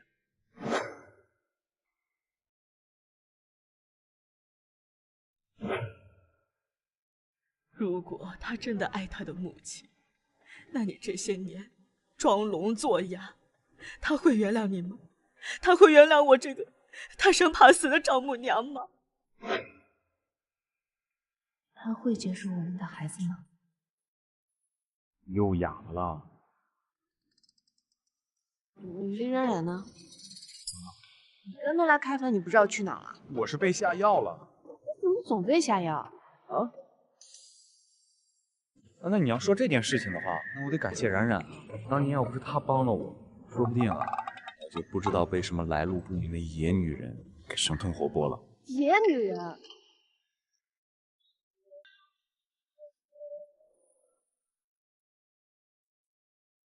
小朱，你知道我为什么会手语吗？为什么？因为3年前我去找你的时候，你的母亲告诉我，不要让我给你带来麻烦。你知道是我？我又不瞎。下断句里都是你。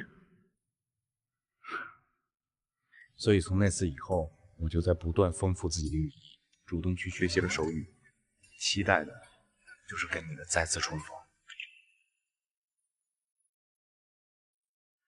那你猜对，于冉冉。欲享他人之福，必遭他人之祸。我相信于冉冉现在已经开始后悔了。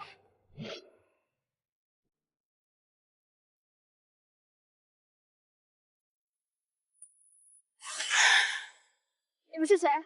你们要干什么？老大，这县里面跑车跑的可就是快呀！咱们兄弟跟了一路，可能把这臭家伙给追上了。少废话，强哥说了，人哥说当然得走。强哥，子乔，你们是干范围的人？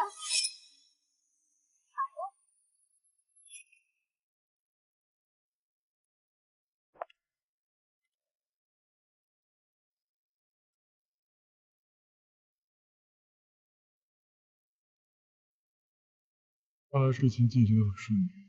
你好像看起来不开心。如果你的妻子出轨了，你会开心吗？我没有妻子。这年头绑匪还真有意思啊，就喜欢跟受害人说自己的私生活。怎么，你是有什么难以启齿的苦衷吗？小超，陪弟弟一起玩球好不好？小女孩家家的玩什么球？放风筝去吧。去吗？去吧。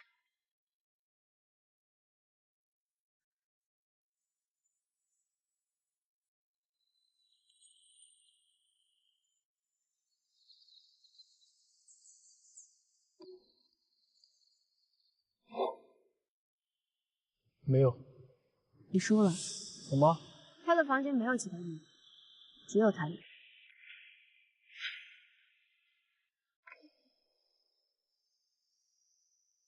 树洞，人秘书在这杯咖啡里加了东西啊。我知道。那么接下来，不入虎穴，焉得虎子。我让你准备的东西呢？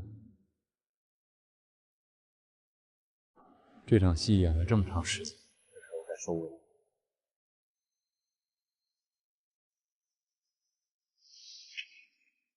小朱，你不愿开口的那些秘密，我会用自己的方式把它挖出来。我们都被他耍了，你我还有云冉冉，都只是他计划中的一环。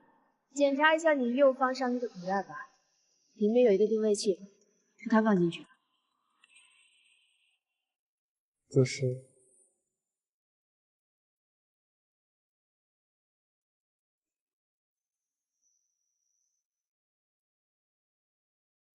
这不是摄像头？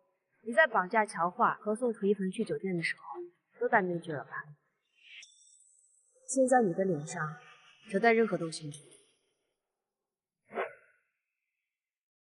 你怎么知道摄像头一定会拍下他的脸？那万一他脸上带东西了？因为人只有在享受胜利的时候，才会卸下他身上所有的伪装。小叔，你耍我？为什么？你明明只需要按照我的要求离开楚一凡就行。为什么还要选这么难的？先生，我知道你从来不过生日，可这是夫人的一番心意，又是你们新婚。好，我知道了，夫人她善解人意，不会怪你的。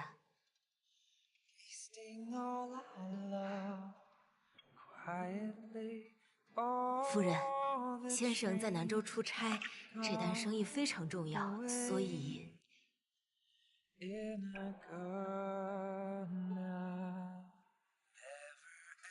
Say goodbye. Always I.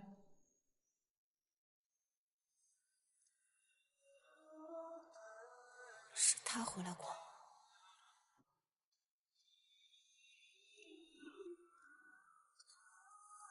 哎呦，先生，你慢点吃，这么多呢。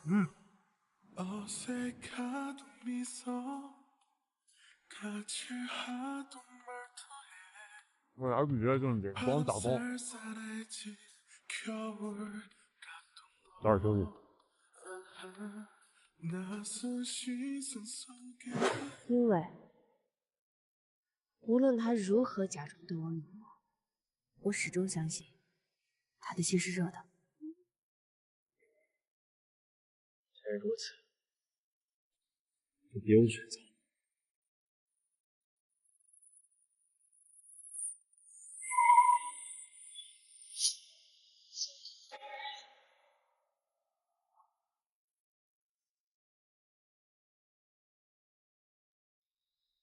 小主，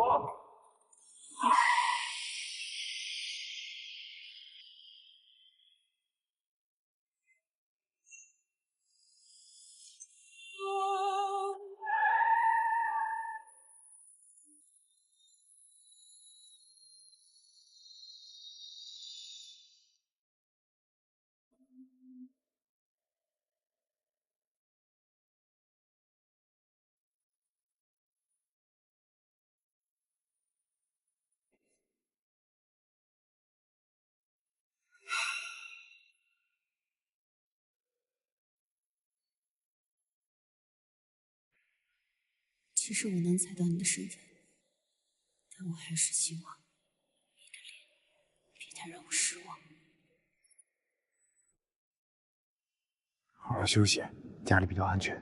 你妈妈跟你妹妹呢，也都已经保护起来了。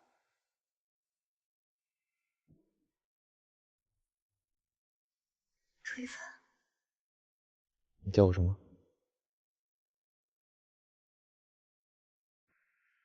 老公。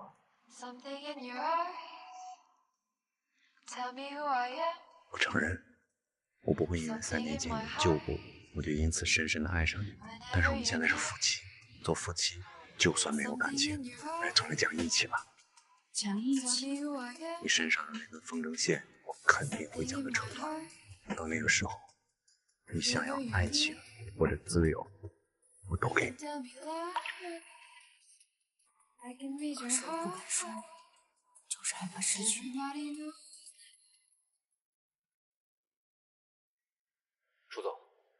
照片上男人的资料都整理好了。唐雨培，28岁，20年前跟随他的生母搬到了夫人后来一家居住的社区，至此两家一直都是邻居。而他的母亲只是一名普通的家政工作者，并且我们暂时无法查到有关于他生父的任何资料。私生子，又或许有人想抹去他与生父之间的联系。20年前，乔初一家人搬走也是20年前。你是在故意监视他？20年前到底还发生了什么事情？对了，楚总，云秘书今天没来上班，刚才有个快递是寄给您的。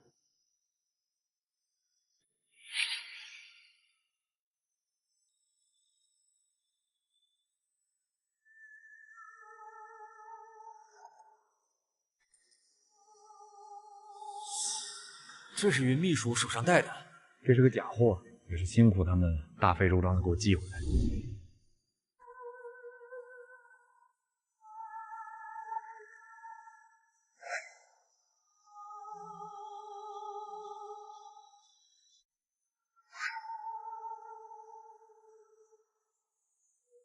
20年前，已经成我身后。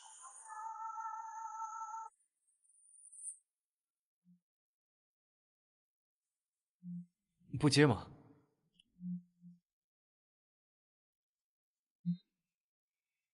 待会儿是不是还有个重要会议？哦，好像是有个重要的会议。于秘书今天没来上班，你记得扣他工资，顺便问问他是不是不想干了。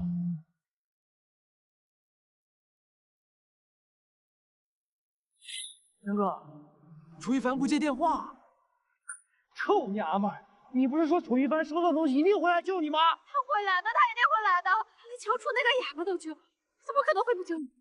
开会，他一定是在开会。最好是你说的这样，否则债主剥我皮的时候，我一定软不了。给我卷法！别做梦！楚一凡是不会来救他，会救他的是乔初。江哥，是不是楚一凡的人来了？是你，你是那个让我给一方队下药的人。我暴露了，陈福慧，是楚乔那个蠢货接走了你败局的人。您的小儿子起了疑心，就算乔初永远不开口，他一旦查出我的真实身份，那件事就瞒不下去了。你打算怎么办？人不为己，天诛地灭。老板，您这段父子关系应该保不住，但真相绝对不能公之于众。一定得找一个合适的替罪羊。明白。去吧。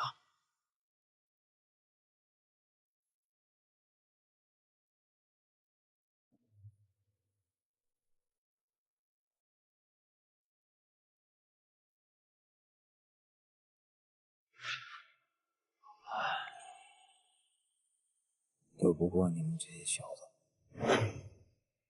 你说他让你给楚一凡下药，江哥，好像咱一伙的。那妈的是不是傻呀？跟我们一伙的，我们破坏了他的计划，搞不好是来找我们算账的。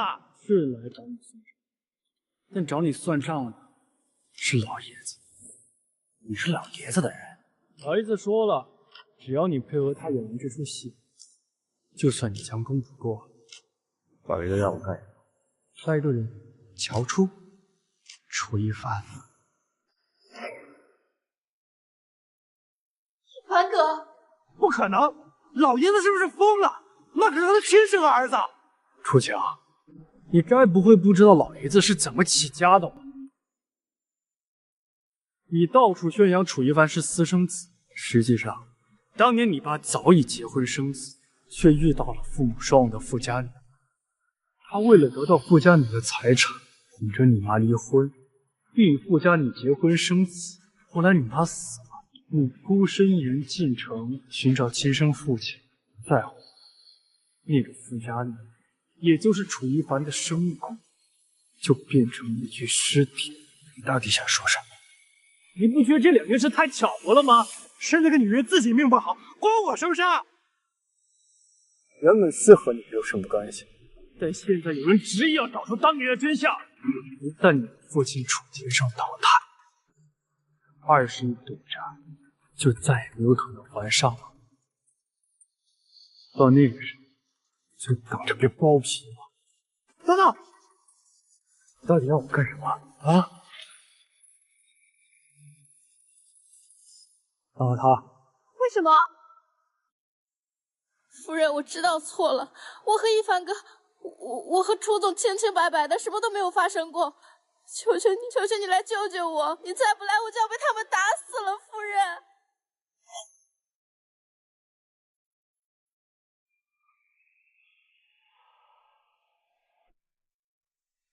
夫人，车在等着了，去做产检吧。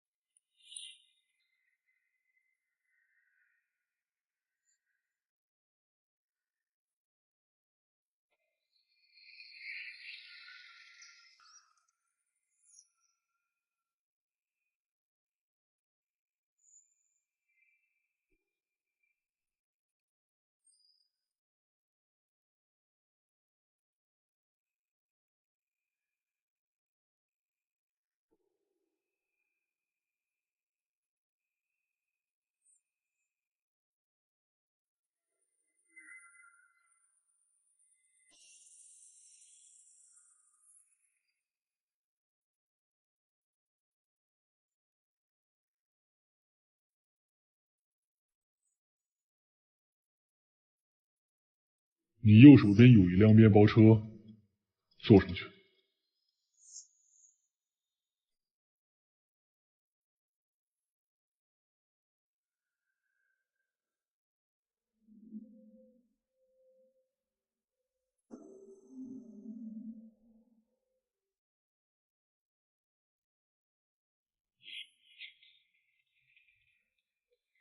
小妹，人在哪？弟妹，几天不见，怎么还胖了？胸还大了啊！强哥，回林胀奶都这样。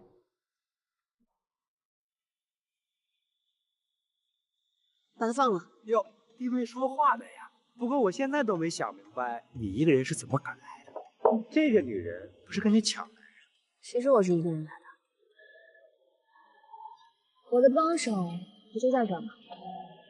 你什么意思？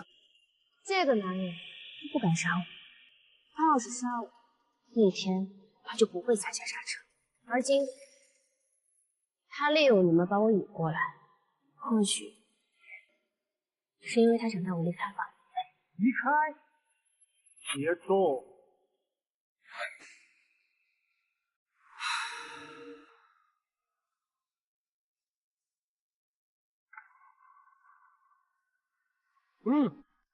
这部手机会在2个小时之后自动发射定位，到时候楚一凡会来救你。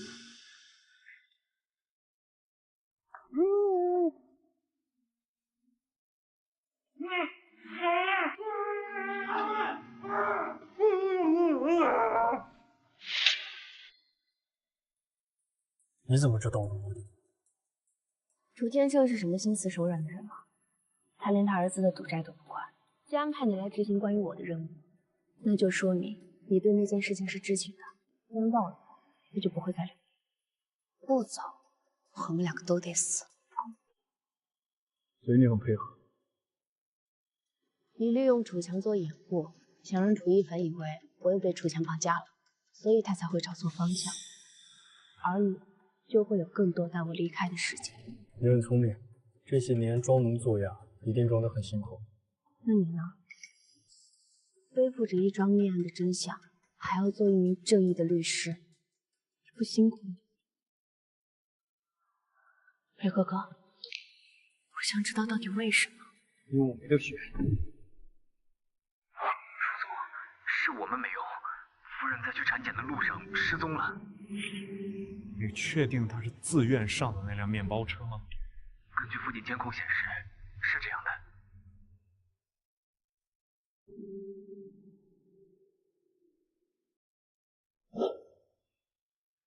你还记得你小时候居住的那个社区的保安吗？个子小小的，笑起来满脸都是皱纹。对啊，那时候你太小，已经不记得了。又或许是因为他太普通了，不值得人记住。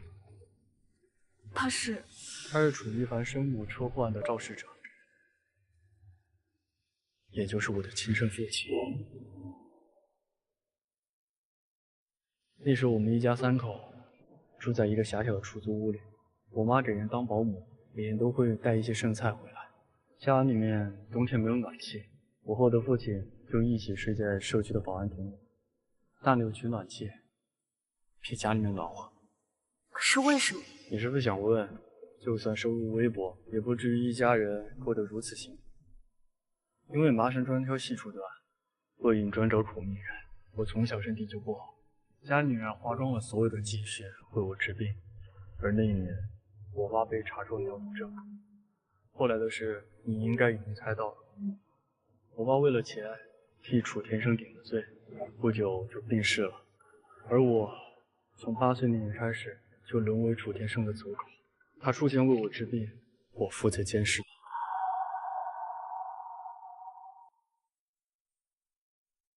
我明白了。但是小初，我也想做那个断了线的风筝，我们都渴望自由。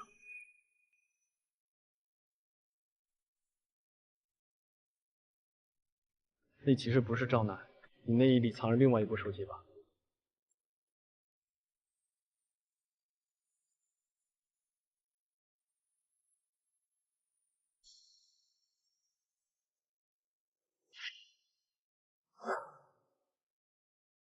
求求你，求求你来救救我！你再不来，我就要被他们打死了，夫人。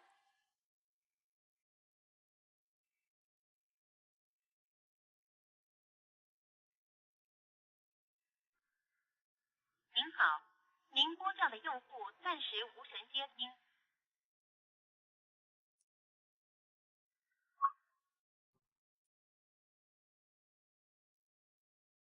楚一凡，你在开会吗？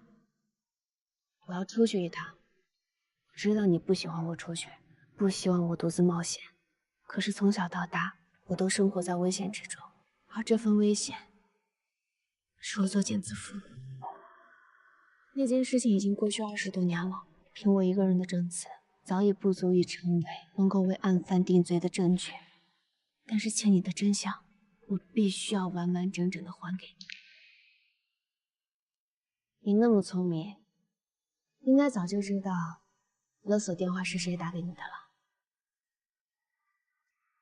我竟然真的想过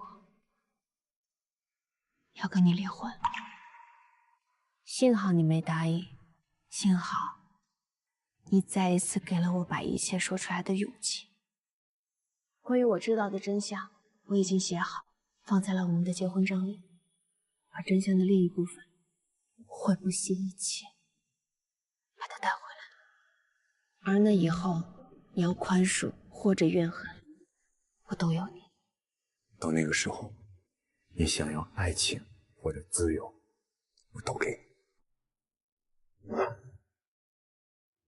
你不用录音，我刚说那些话没有办法成为有效证据。我没有录音。你想劝我回去？我想，你已经不需要回去了。今天你我只有2种结局：一起离开，或者……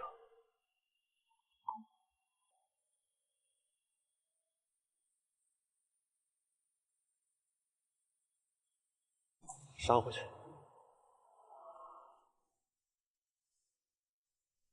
我不会用这个东西。我也不会，或者说，我不会对人用。小楚，楚天胜害怕我暴露，这些年除了监视你，没做什么脏事，但就非法持枪这一条，就算我回去了，唐律师也回不去。我爸自毁清白的牺牲，我10年寒窗苦读的努力，我拼命想活出一个人样，全部化为泡影了。走狗就是走狗，你比我幸运。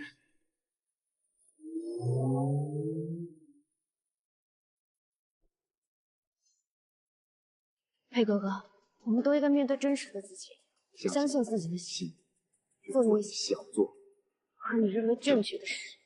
而我本就不是亡命之徒，蝴蝶破茧才能够展开翅膀。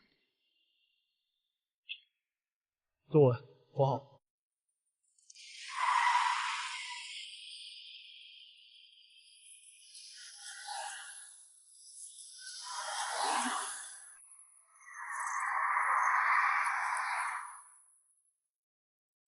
老板，你掉头了，抓去，让他们活着回来。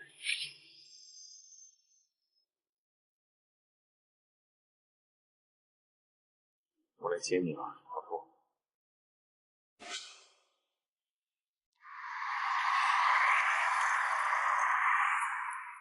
再这样下去，我们很快就会被撞上。好消息是，我给警方留下线索，如果我们死在这条路上，就会成为楚天胜雇凶杀人的铁证。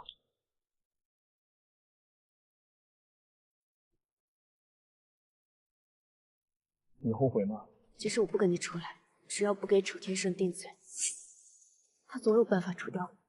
比如，今天根本就不是我原计划要去陈检的日子，要不是我按照你的要求中途下车，或许我已经死在长江的路上。你倒是想得开。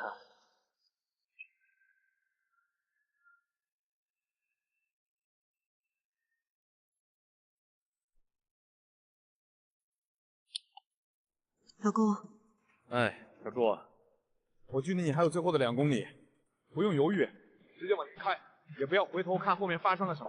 记住，只要我在，我就不会让任何人拦得住你。绝对不可能再迟到了。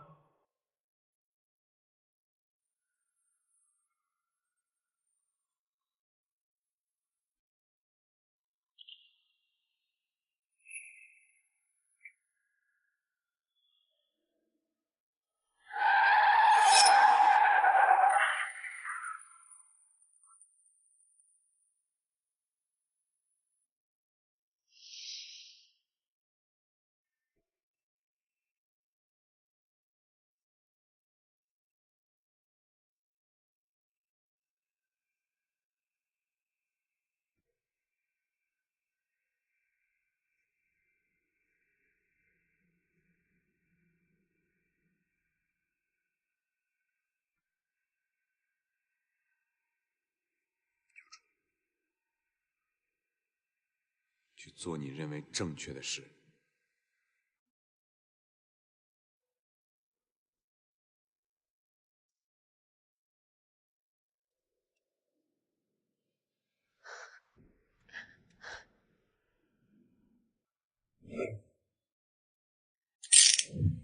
楚天胜，你被捕了。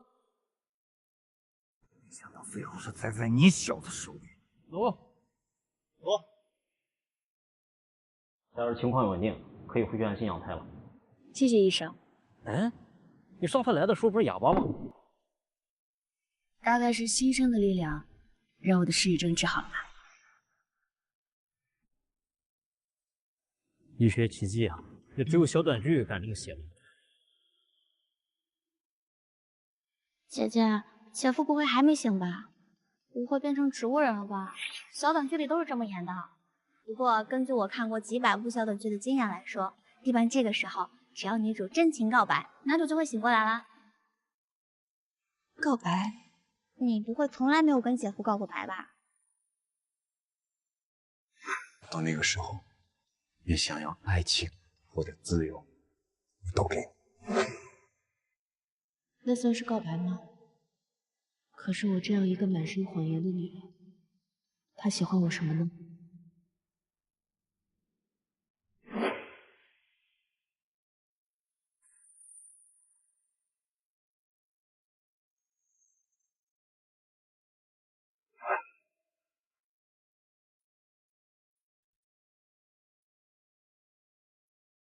妈，这是我全部的秘密啊，都上交给你。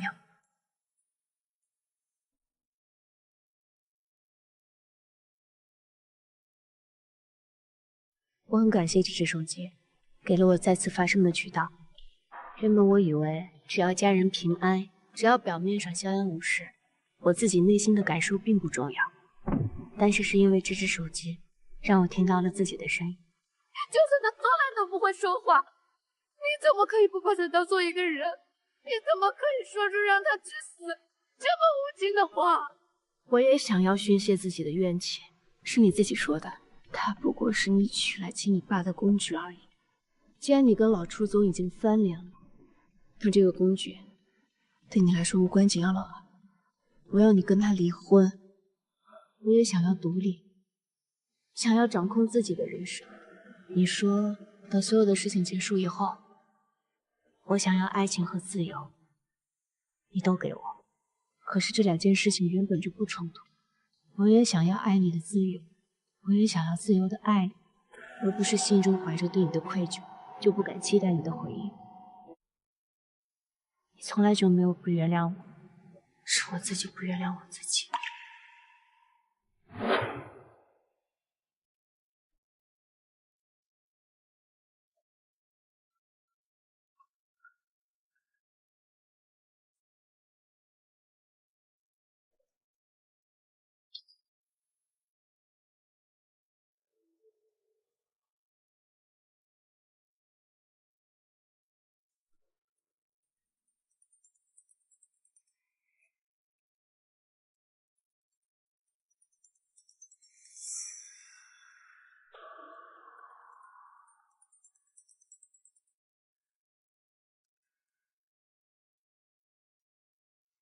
怎么了？现在接到陌生电话，还是不习惯开口说话吗？你是？我只是觉得，闭着眼睛听你说话，是一种享受。我知道，你的脑部检查没有问题，你只是断了2根肋骨。2根肋骨不重要啊，大不了我打断了赔你呗。你先把孩子生下来，我就收拾你。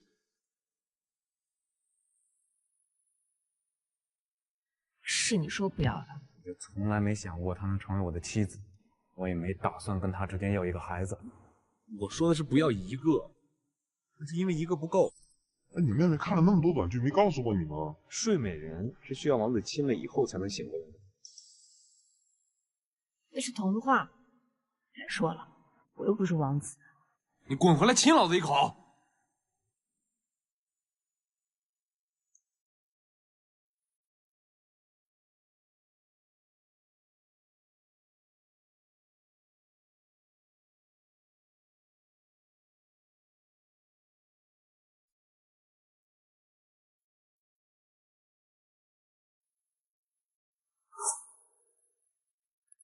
等等，你是不是忘记了什么事情？堂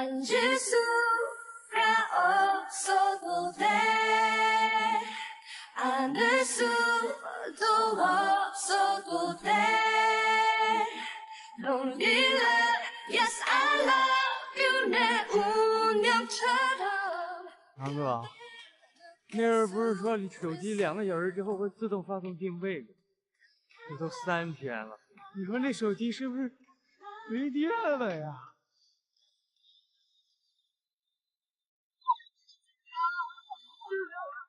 啦啦啦啦啦啦啦啦。